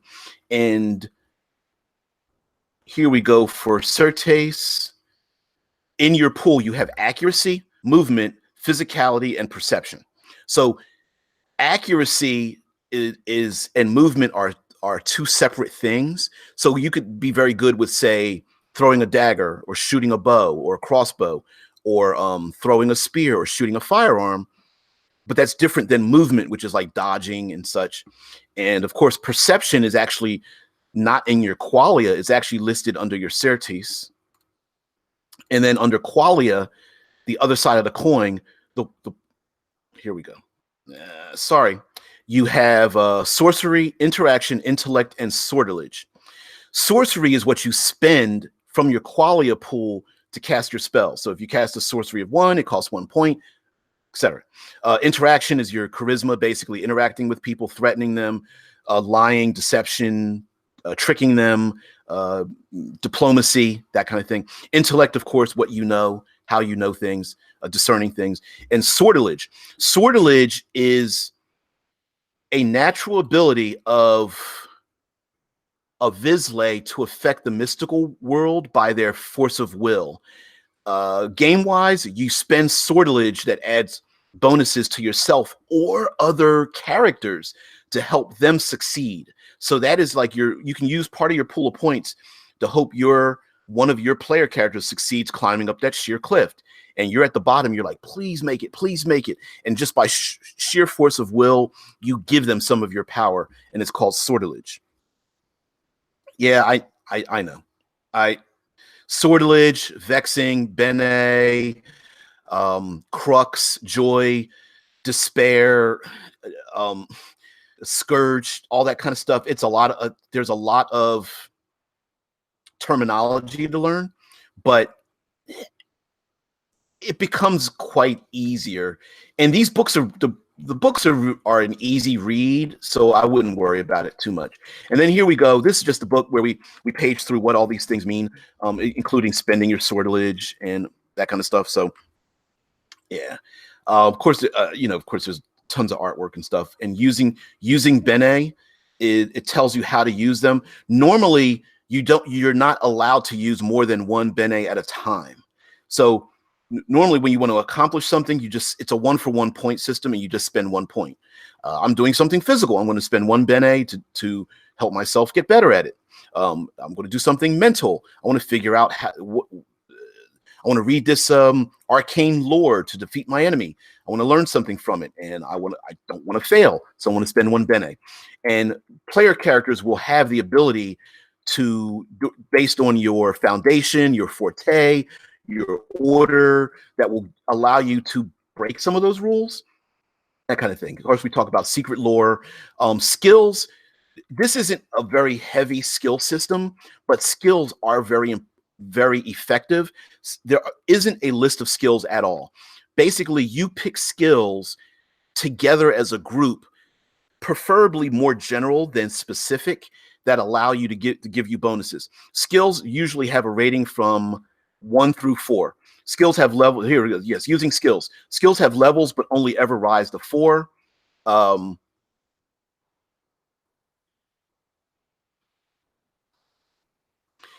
You can think of level 1 as being familiar with an action. Level 2 is being practiced. Level 3 is being trained, and level 4 is being specialized. But these terms only exist to give you a basic understanding. And every beginning character begins with at least 1 skill you've brought back with you from Shadow. Most characters will not have very many skills. You'll usually have between 2 and 4 skills beginning, and you won't gain too many more, but they should be very general. So don't pick. I wouldn't pick. I know chaos theory, but I would pick science, right? I wouldn't pick mountain climbing. I would just pick scaling or climbing, right? So don't, unless you specifically in your group want to have a ton of specific skills, don't do that. In the game, there are different costs for skills to increase them, and there are action skills, narrative skills, and development skills. And basically, action skills are more expensive because you use them often. Action skills are I'm going to use it more often than not. Pick locks, dodge, fight, flip, um, uh, breaking open bars, and things like that. Narrative skills are charm, deceit, coercion, and then development skills are basically like background skills, things like accounting, baking, calligraphy, geology, gardening, fiction writing, dance, that don't come up very often. And that basically is like, hey, I want this skill, but I don't want it to count against my character. So when you learn new skills, you spend them by spending acumen. So action skills cost 3 acumen per level, narrative skills cost 2 acumen per level, and development skills cost 1 acumen per level. Pretty simple. We get into, of course, there's a ton of artwork here, ton of artwork. We get into the different orders and how they operate, but I'm going to try to flip through this, and let's see if I can call this up.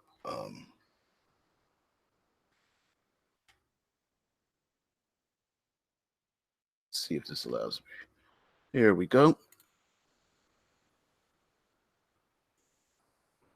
I'm going to try to get to fourth degree. All right. Nope. I'm going to page down to the foundation. What I'm paging through are the orders and the different levels of orders. Like I'll stop right here. Like if you become a third degree maker, and it gives you a title for each level you're at. Yeah, I guess I could do this a little bit. Yeah, I'll go back. What the hell? Why not? Okay. So yeah, that looks pretty nasty. So in each of the orders, a beginning character has a title. So if you're into like using like the different titles of characters, whether it's like a first degree Vance is known as a postulant, second degree Vance is known as Velator, and this is in game, right? So this isn't just hey PC, this is what you're called. In game, you will be called a Velator. So there are many titles for each of the things. There's usually 6 levels. Even in makers, there's like a grand magus and stuff. Makers have their own titles: shapers, maker, that kind of thing, crafter, et cetera, et cetera. So but I'm paging through here because I want to get to the foundations. The foundations are essentially what. Ooh, apostates. Here we go. That's a pretty cool picture right there. Let me see. Is that apostate? Here we go. Apostates are the order that are not the order. And apostates, basically, you are anti-magic and you get to pick certain abilities. And so they give you an outline of what types of abilities and what their outlook is for every single order.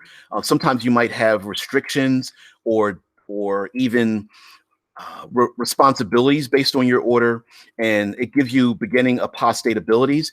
Apostates don't really pick out like spells and use spell cards like everything else. They actually pick talents, whether it is ephemera use and abilities, and some of these abilities are gated. So, for example, we have down here counterspell. The maximum level of spells we can affect with our counterspelling power is increased by 1. We cannot select this ability again until we have gained at least 2 other apostate abilities. So, all kinds of things. Like, essentially, you pick and choose what you want. Most of them tend to be either defensive or give you an ability that gives you more utility. Whether it's like draining magic or you gain an additional spell that you can cast, which is like your only ability. Not your only ability, but it's like, hey, I got 3 spells, and those are my only 3 spells. You can gain weapon skills. Apostates are able to use far more. They are far more martially adept, so they get more weapon skills and access to weapons than other classes do. You will have some of these black pages, which it talks about game mastering orders, and basically it's Monty Cook basically saying, hey, by the way, after you've read all this, here's how you role play a lot of this stuff. Here's a good way to adjudicate these kind of things. Heart is basically your elemental heart, whether you're a gallant, stoic, empath, or ardent, and you gain certain abilities that way, which we went over before. And this is these pinkish red breakout boxes will tell you and give you some information, especially when it comes to the surrealness of the game. And holy shit, dude! Whoa! Mythos says, "Can't stay and watch, but here's some support, TPJ, dude. Okay, that's $50, man, and I'm real impressed, but I think you made a mistake, man. Um, Let me know privately if that was a mistake, because I don't know if I can even accept $50, man. I mean, I appreciate you, Mythos, and you know me, I know you, but that's a lot for a super chat, dude. I love it, man, but that's not necessary. That is not necessary. No mistake. Are you okay, dude? Thank you so much, and that's enough. Really, that's enough, man. I really, that's wow. after this, I'm going to run down and tell my wife. I gotta brag about this. I gotta let her know. You're awesome, man. Anything I can do for you, please let me know. Sean Sullivan says apostates aren't anti-magic.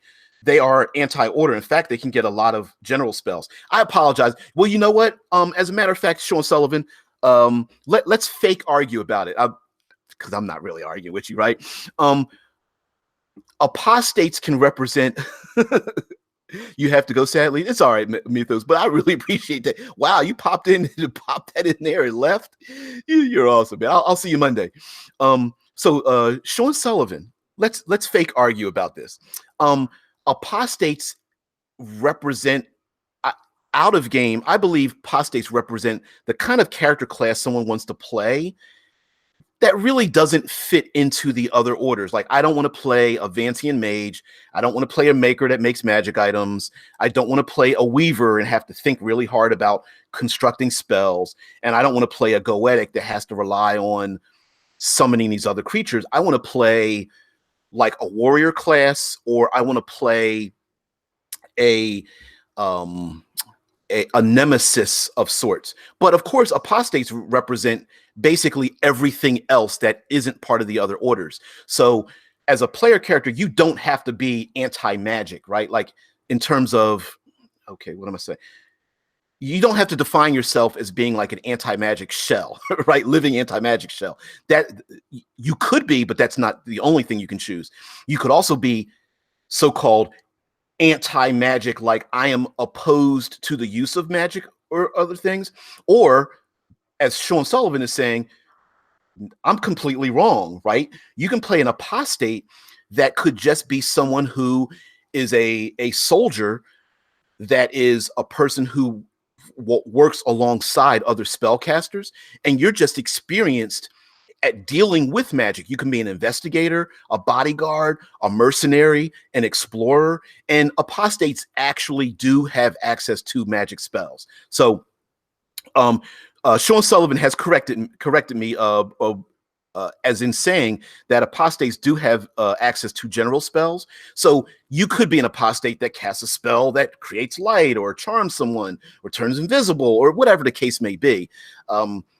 They aren't. It's not that they reject magic or they have no access to magic. They are just very, very skilled at dealing with magical phenomena, and essentially they're the martial class. They have access to more weapons, skills, and abilities and things. So yeah, apostates are, hey, do I have to play one of these orders? And also in an in-game setting, the other orders have some form of organization, and apostates are the rebels. They are the ones who are not part of the organization. And of course, you could play a character who is a rebel from one of those organizations. Like, I used to be a Vancian mage, but I didn't like how strict they were, so I left their order, and I left with a few spell abilities, but I've learned to, fight them off. Or you could be a character that's lived in the wastelands, and you've learned to pick up a few tricks of the trade or manipulate a reality around you, but you haven't become a full member of a spell casting order. You've just picked up a few hints and tricks here and there. You've basically been self-taught. So yeah, thank you, Double S. I appreciate that. Needless to enjoy the heart attack. I didn't read that part. Yeah, man. Don't worry about it. I'm a screen capture the hell out of that, man. I'm gonna post that up on in my room and everything. Don't worry about that, dude. So okay, in game, out of game, things that have to do with this game. So your heart, when you're making your characters, you pick a heart, gallant, stoic, empath, ardent, and they correspond not directly with earth, wind, fire, water, but they also represent some other things in the world. And so things in this surrealistic world don't happen by accident, or they don't have to happen by accident. Coincidences aren't coincidences at all. And as a game master, you can pull on those things. So a player character who is a gallant, you are nimble in thought and deed. Also related to you when cards are pulled From the Sooth deck, secrets, ravens, and books are also related to your heart. And as a storytelling element for narrative purposes, ravens could be in the background, or an enemy may have a raven, or ravens may be floating overhead, and it may relate to your character. Secrets may come and go to you, or people might want to reveal secrets to you, and even books are something that drives you. And you may not want to burn down a library of evil books, that kind of thing. And that's narratively. And each one of these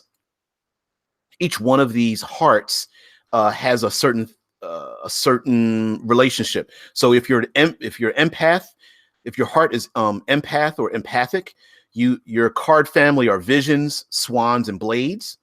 If you're a stoic, mysteries, rats, and mirrors are related to you. And if you are an ardent, the card family of notions, cats, and clocks relates to you. So everything ties in, both in game and out of game. So the Sooth deck, the card deck has kind of like a regular playing card deck where you have clubs, hearts, diamonds. In this, they have secrets, mysteries, visions, and notions.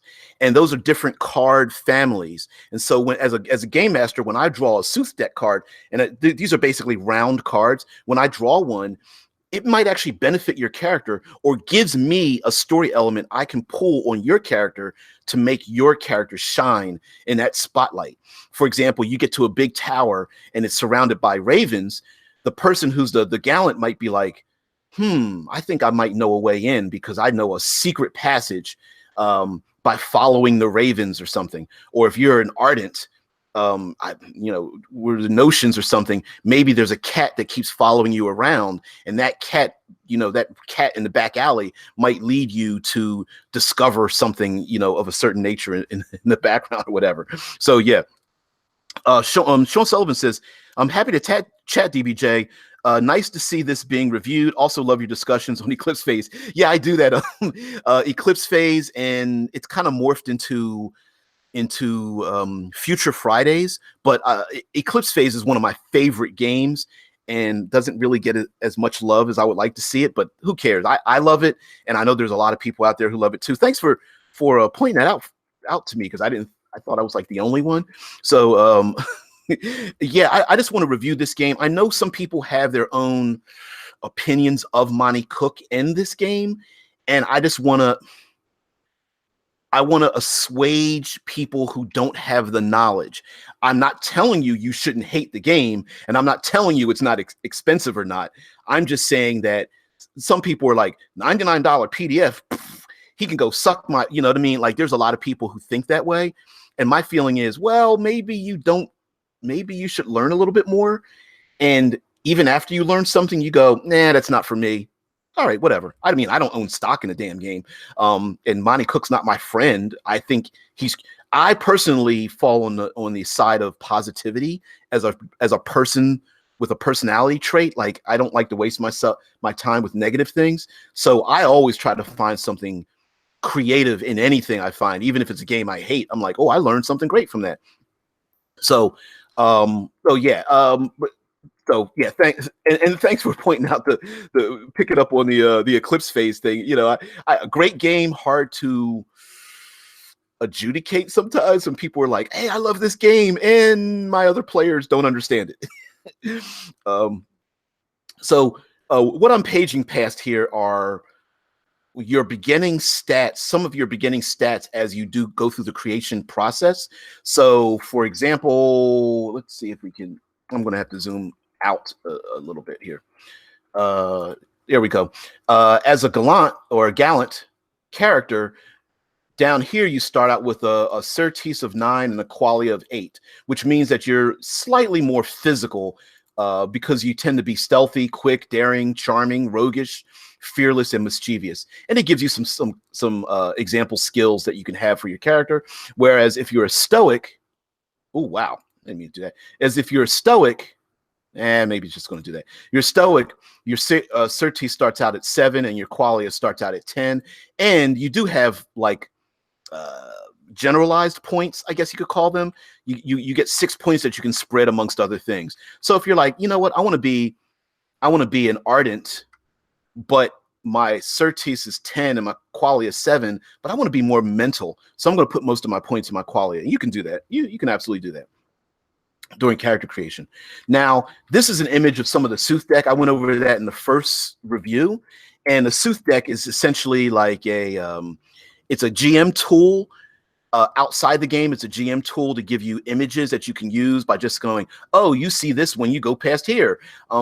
It also gives you a suit of cards that can pinpoint some of the characters, so you can spotlight certain characters. It also changes the sun. So some magical abilities are more effective or less effective under a particular sun. And outside of the game, without having to take dice, you can take this with you, say at a Starbucks or a coffee shop, and do outside of game, like it's called development mode, where you one-on-one or maybe one-on-two talk with other players about their little side quests, and you draw a card, and the card has a number, and it talks about that number is their success or failure in performing this out of game thing that doesn't necessarily have to be physical. It could be, hey, I want to reconnect with my family that I've left after I left Shadow and returned, and that kind of thing. Or I want to, I'm part of a thieves guild and I want to move up in the, in the thieves guild or something like that. So here we go into the Fortes, and it talks about bonuses and enhancements that you get from your Fortes. And this is where we come upon the names of some of these, and I'm going to see if I can increase the size of this, because the names of these are extremely evocative. So let's move this over here, and it gives you the page numbers, and this is pretty much the rest of this book under the key. So the Forte list here, this of course is part of the sentence of your game. So you could be an ardent weaver who does something, right? I can be a gallant or a stoic Vance who does something. I can be I can be an ardent or stoic apostate that bears an orb. And so here on this Forte list, these are your verbs that will really, really define what kind of character you are, how you solve problems. So when a Forte list, we have bears an orb, breathes runes, cages adversaries, calls upon the serpent, caught fire's eye, channels strength and skill, consumes flesh, converses with everything, disgorges creatures, dwells in darkness, eats knowledge, explores the new sphere, fuses nightmare to fist. Somebody please tell me how you think this darn word is pronounced. New sphere, new sphere, the null sphere, whatever. Hosts a legion, inhales the ether, is adored by the sea, listens to the whispers, provides a vessel for spirits. Okay, now talking about these names, right? Very evocative. These names are not only descriptive narratively, you can even say in this world of the actuality that these descriptors are real. So breathe runes could be, you could say, well, you know what, that's just someone who speaks in tongues, who speaks in a way, in ancient manner. Or you could even say, this is a person who literally their breath releases runes into the world that you can actually see. And maybe those runes, if they can breathe them onto a wall and the runes stick on the wall, or they breathe them onto a person and the runes appear on somebody else like a tattoo. I gotta go back to something here. Mythos, that is so sweet. Your super chat is still sitting up there, dude. That is a lot of money.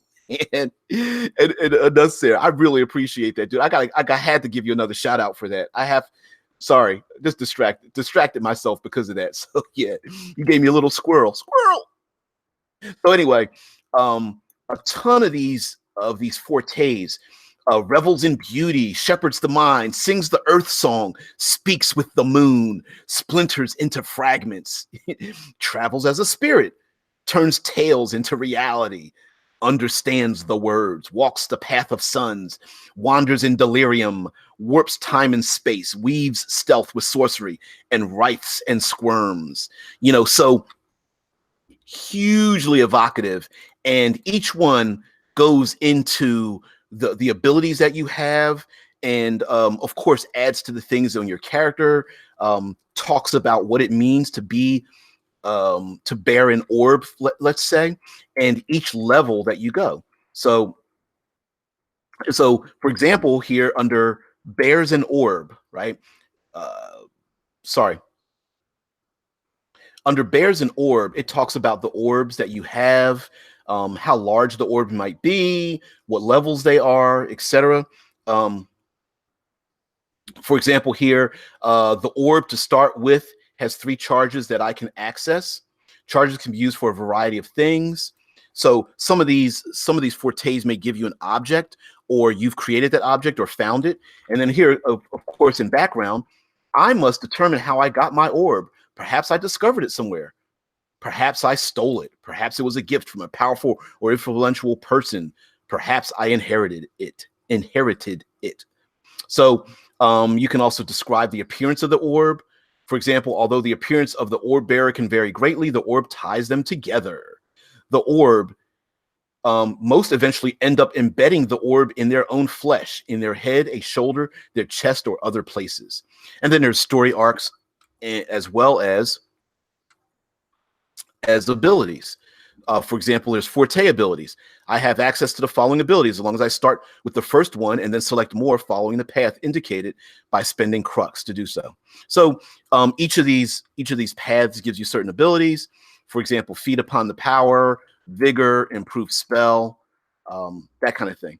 Like feed upon the power is a level 2 ability. So you spend 2 of your sorcery. It says, I use 1 charge of the orb to nourish me for 1 day and heal 1 wound or anguish. If I increase the level of this effect to 4 by spending 2 sorcery, I can use the orb to nourish or heal another creature instead of me. And of course, it's more effective when it's green. It's less effective during when green is waning, when it is descending. And all of these fortes give you many things, and that's where you really want to create the character. Now, again, how the hell are you going to do this online when only one person? Sean Sullivan says Noah sphere. Yeah, I guess. I'm going to say that we're both right and wrong. It's like N-O with umlauts, sphere. So yeah, I'm with you, man. Also, each of these gives you I was about to call it a feat tree. There is a tree on how you progress in your forte. So when you pick bears and orb, shit, it's not letting me do it. Sorry, I was trying to highlight for some people that may not be able to see what I'm looking at. My cursor is going around it. In bears and orb, you pick the first ability, feed upon the power, and then you travel down the tree as you spend crux and or acumen to gain more abilities. So for example, feed upon the power on the tree, geez. Feed upon the power leads to improved spell, and then from improved spell you can go to absorb spell or empower spell, and from there you can go to transform spell.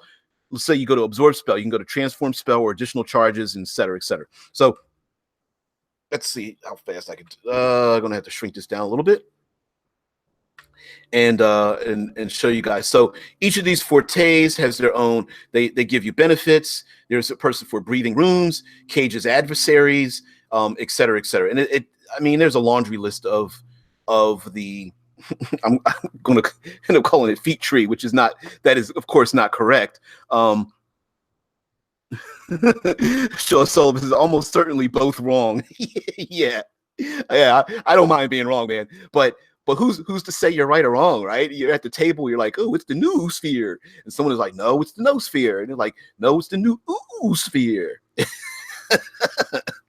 um, but yeah, oh, by the way, the new sphere is the mental plane in this world. It's almost like the astral plane, not Dungeons and Dragons, but like the mental ability plane. It's where the mind goes in the world of the actuality, which is really kind of strange because the actuality feels like a dream world to me, but whatever. Converses with everything. You see that how the tree is when you start to grow in your abilities. Um, yeah, all of these things, all of these additional abilities come about by you moving up and down them. Now, you can pick a path where you switch your forte. I would say you might not want to do that because it's one of those things where if you move 3 or 4 pathways along, let's say you hit each knowledge and you pick like perfect memory, consume memory, and then consume spell, and then you're like, oh, I want to switch. It's like, oh, did I waste my time going down that level? I don't know. Maybe might not want to do that. As a game master, I'd be like, hell yeah, you can switch. Find another one. I'm not going to take anything away from you, but you could be a master. You could be skilled in everything, master of none. You could be a jack of all trades if that's the kind of character you want to play. Which I'd go, sure. Why the hell not? I mean, you're not going to break the game. You're definitely not going to break the game at all. Well, we've hit the hour mark here, and next week we'll do another 2-hour review, which will basically, we're going to delve into the world, game mastering and the world, and creating NPCs. Although I'm going to give you a hint, creating NPCs is easy as hell. Pick a number between 1 and 10. You're done. That's an NPC.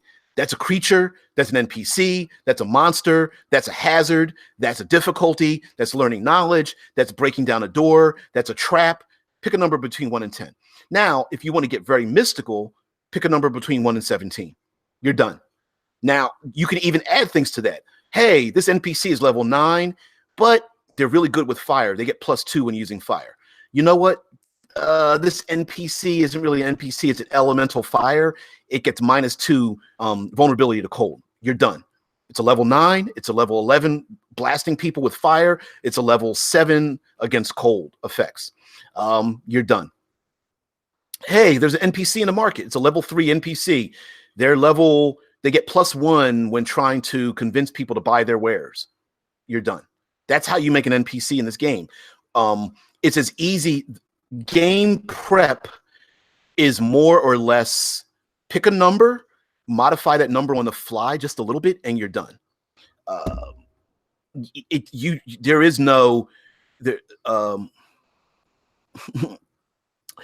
Dead Man, who always brings the excellent knowledge, says that noosphere, and puts down the phonetic spelling, says official from Google's dictionary. Google, wow, Google, oh, okay. It's the noosphere.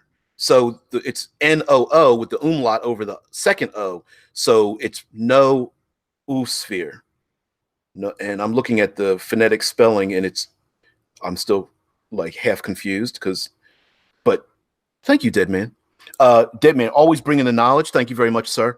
And I'm sure my character would be playing an apostate that doesn't know anything about it and mispronounces it at every chance he can get. But yes, creating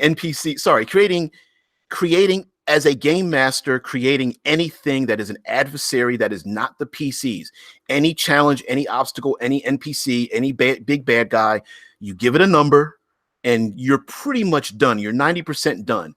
You just modify that number up or down. You give it some special abilities. Monty Cook even has in the book The Way, and a little bit in The Path.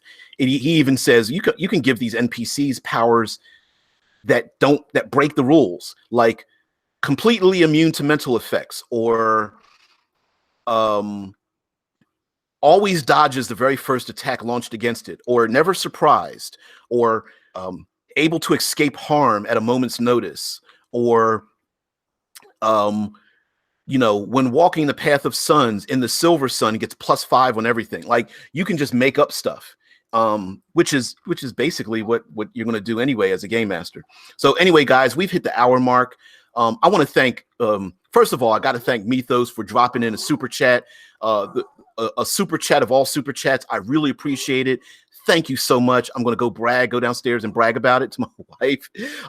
Thank you, Dead Man, for always keeping me on my toes, bringing the knowledge, being part of the discussion, allowing me to be me, because I guarantee you, if we talk verbally, I'm sure like you'll blow me out of the water, but you're always here to give me some insight, keep me on my toes, and just be part of this, letting me be my wild self, and just add into the game. Thanks, Sullivan, for pointing out the Eclipse phase. I love Eclipse phase, and it doesn't get enough love. And of course, Kiwi's going to come in, and everybody else who appreciates this page through review, kind of randomish, me talking out the side of my neck kind of thing. Yeah.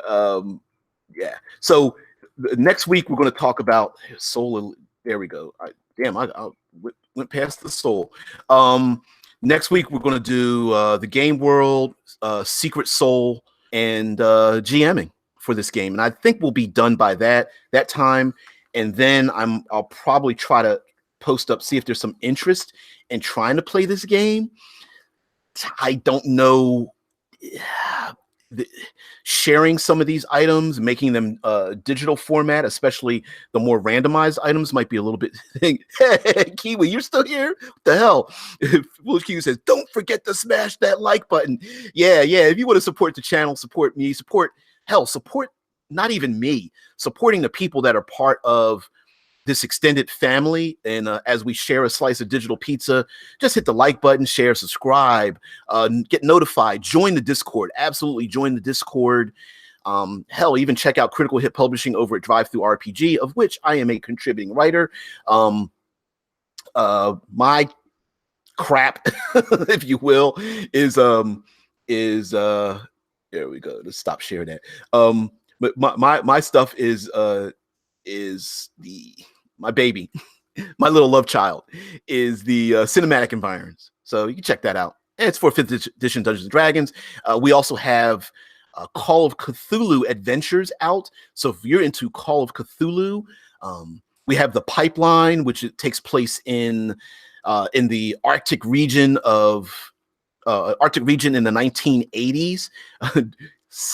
Somewhat takes place during the Exxon spill. But anyway, guys, thank you very much for being part of this. I hope this gives some insight. Prue, hey, what's going on? Liking even supports Invisible Sun, which is great. Well, yeah, that too. I mean, if you've seen this game and you're like, you know what, I can't afford that big box, but this digital game, I think the digital version. Listen, Monty Cook got a little bit of flack for even making the game in the first place, and has gotten another wave of flack because originally he said this game would never be digital, and then has produced it. But listen, you got to make money. You want to extend this game to people who can't afford it or don't have access to it, or people like myself who primarily do online gaming. So, making it a PDF, taking the whole game and making it a PDF, I think is a good thing. And by the way, me just putting out this information is like, hey, I didn't know what that game was about. Some people might go, oh, that sounds great, maybe I'll do it. Or it might be the opposite. I was thinking about getting the game, but now that you bring all the cards, and that looks too difficult for me. It's not surreal gaming, dreamscapes, that's not really my thing. So yeah, basically knowledge, we can never, there's no such thing as not gaining knowledge. So yeah, absolutely. Foolish Kiwi says, what's the stream theme this week? Oh, damn! I didn't tell you guys. Yeah. Well, I'll answer that in a minute, Kiwi. Sullivan says, great to catch this and get a chance to chat, however briefly. Love to pick your brains on Eclipse phase at some point. Future Fridays are probably going to be up to that. But guys, okay. Sorry, this is just a passion of mine. here's what we're going to do, because two great events in the mass media are coming up. Avengers Endgame and Game of Thrones are coming up. Game of Thrones April 14th and Avengers Endgame April 29th. So we are going to world build each day based on a character from either Marvel MCU or Game of Thrones. You don't have to be part of either one. Like, you don't even have to like either one of them. It's going to be our usual deep dive. Like, what the hell can we rip from this? It's not a review of the movies. It's not, it's not me stroking Marvel. It is, hey, this is a popular thing, and how can we world build? How can we, what lessons can we learn from directors, writers, actors, cinematographers, dialogue, and all those kind of things. Like, what can we pick from it? Basically, me, I like to pick some of the simplest, dumbest things and go from there. So it's just because I'm excited for Endgame and I'm excited for Game of Thrones, both equally. So yeah. so yes, that's exactly what it is. And so like Prue mentions in the chat, supporting, if you want to support Monty Cook Games and Invisible Sun, please do so. So guys, thank you very much for joining me. Oh, Prue says, that's a great idea. I hope to be able to join some of those despite the time differences. Can't wait. Can't wait till we're synced up again. I think, daylight saving time. Wow, crazy. Foolish Kiwi says, you can learn a lot about cinematic environments from Marvel. Combat is always third pillar. Yeah, exactly. So guys, thank you very much. I will see thee later. Have a great one. Yeah, we're going to pick each character. I will probably later today upload Mondays, which character we're going to do. And then each day we're just going to pick a character and rip it apart, man. We're just good, bad, both meta-wise, like how the writers came about, the cinematography, the story elements, the life blood of the character, what kind of settings we can use in them, switching them from modern to fantasy to far future to cyberpunk to noir to comedy to even romance or horror. We're going to do all that. So yeah. So guys, everyone have a great one. Thank you for joining me for 2+ hours on a Sunday morning. I hope you enjoy this. See ya.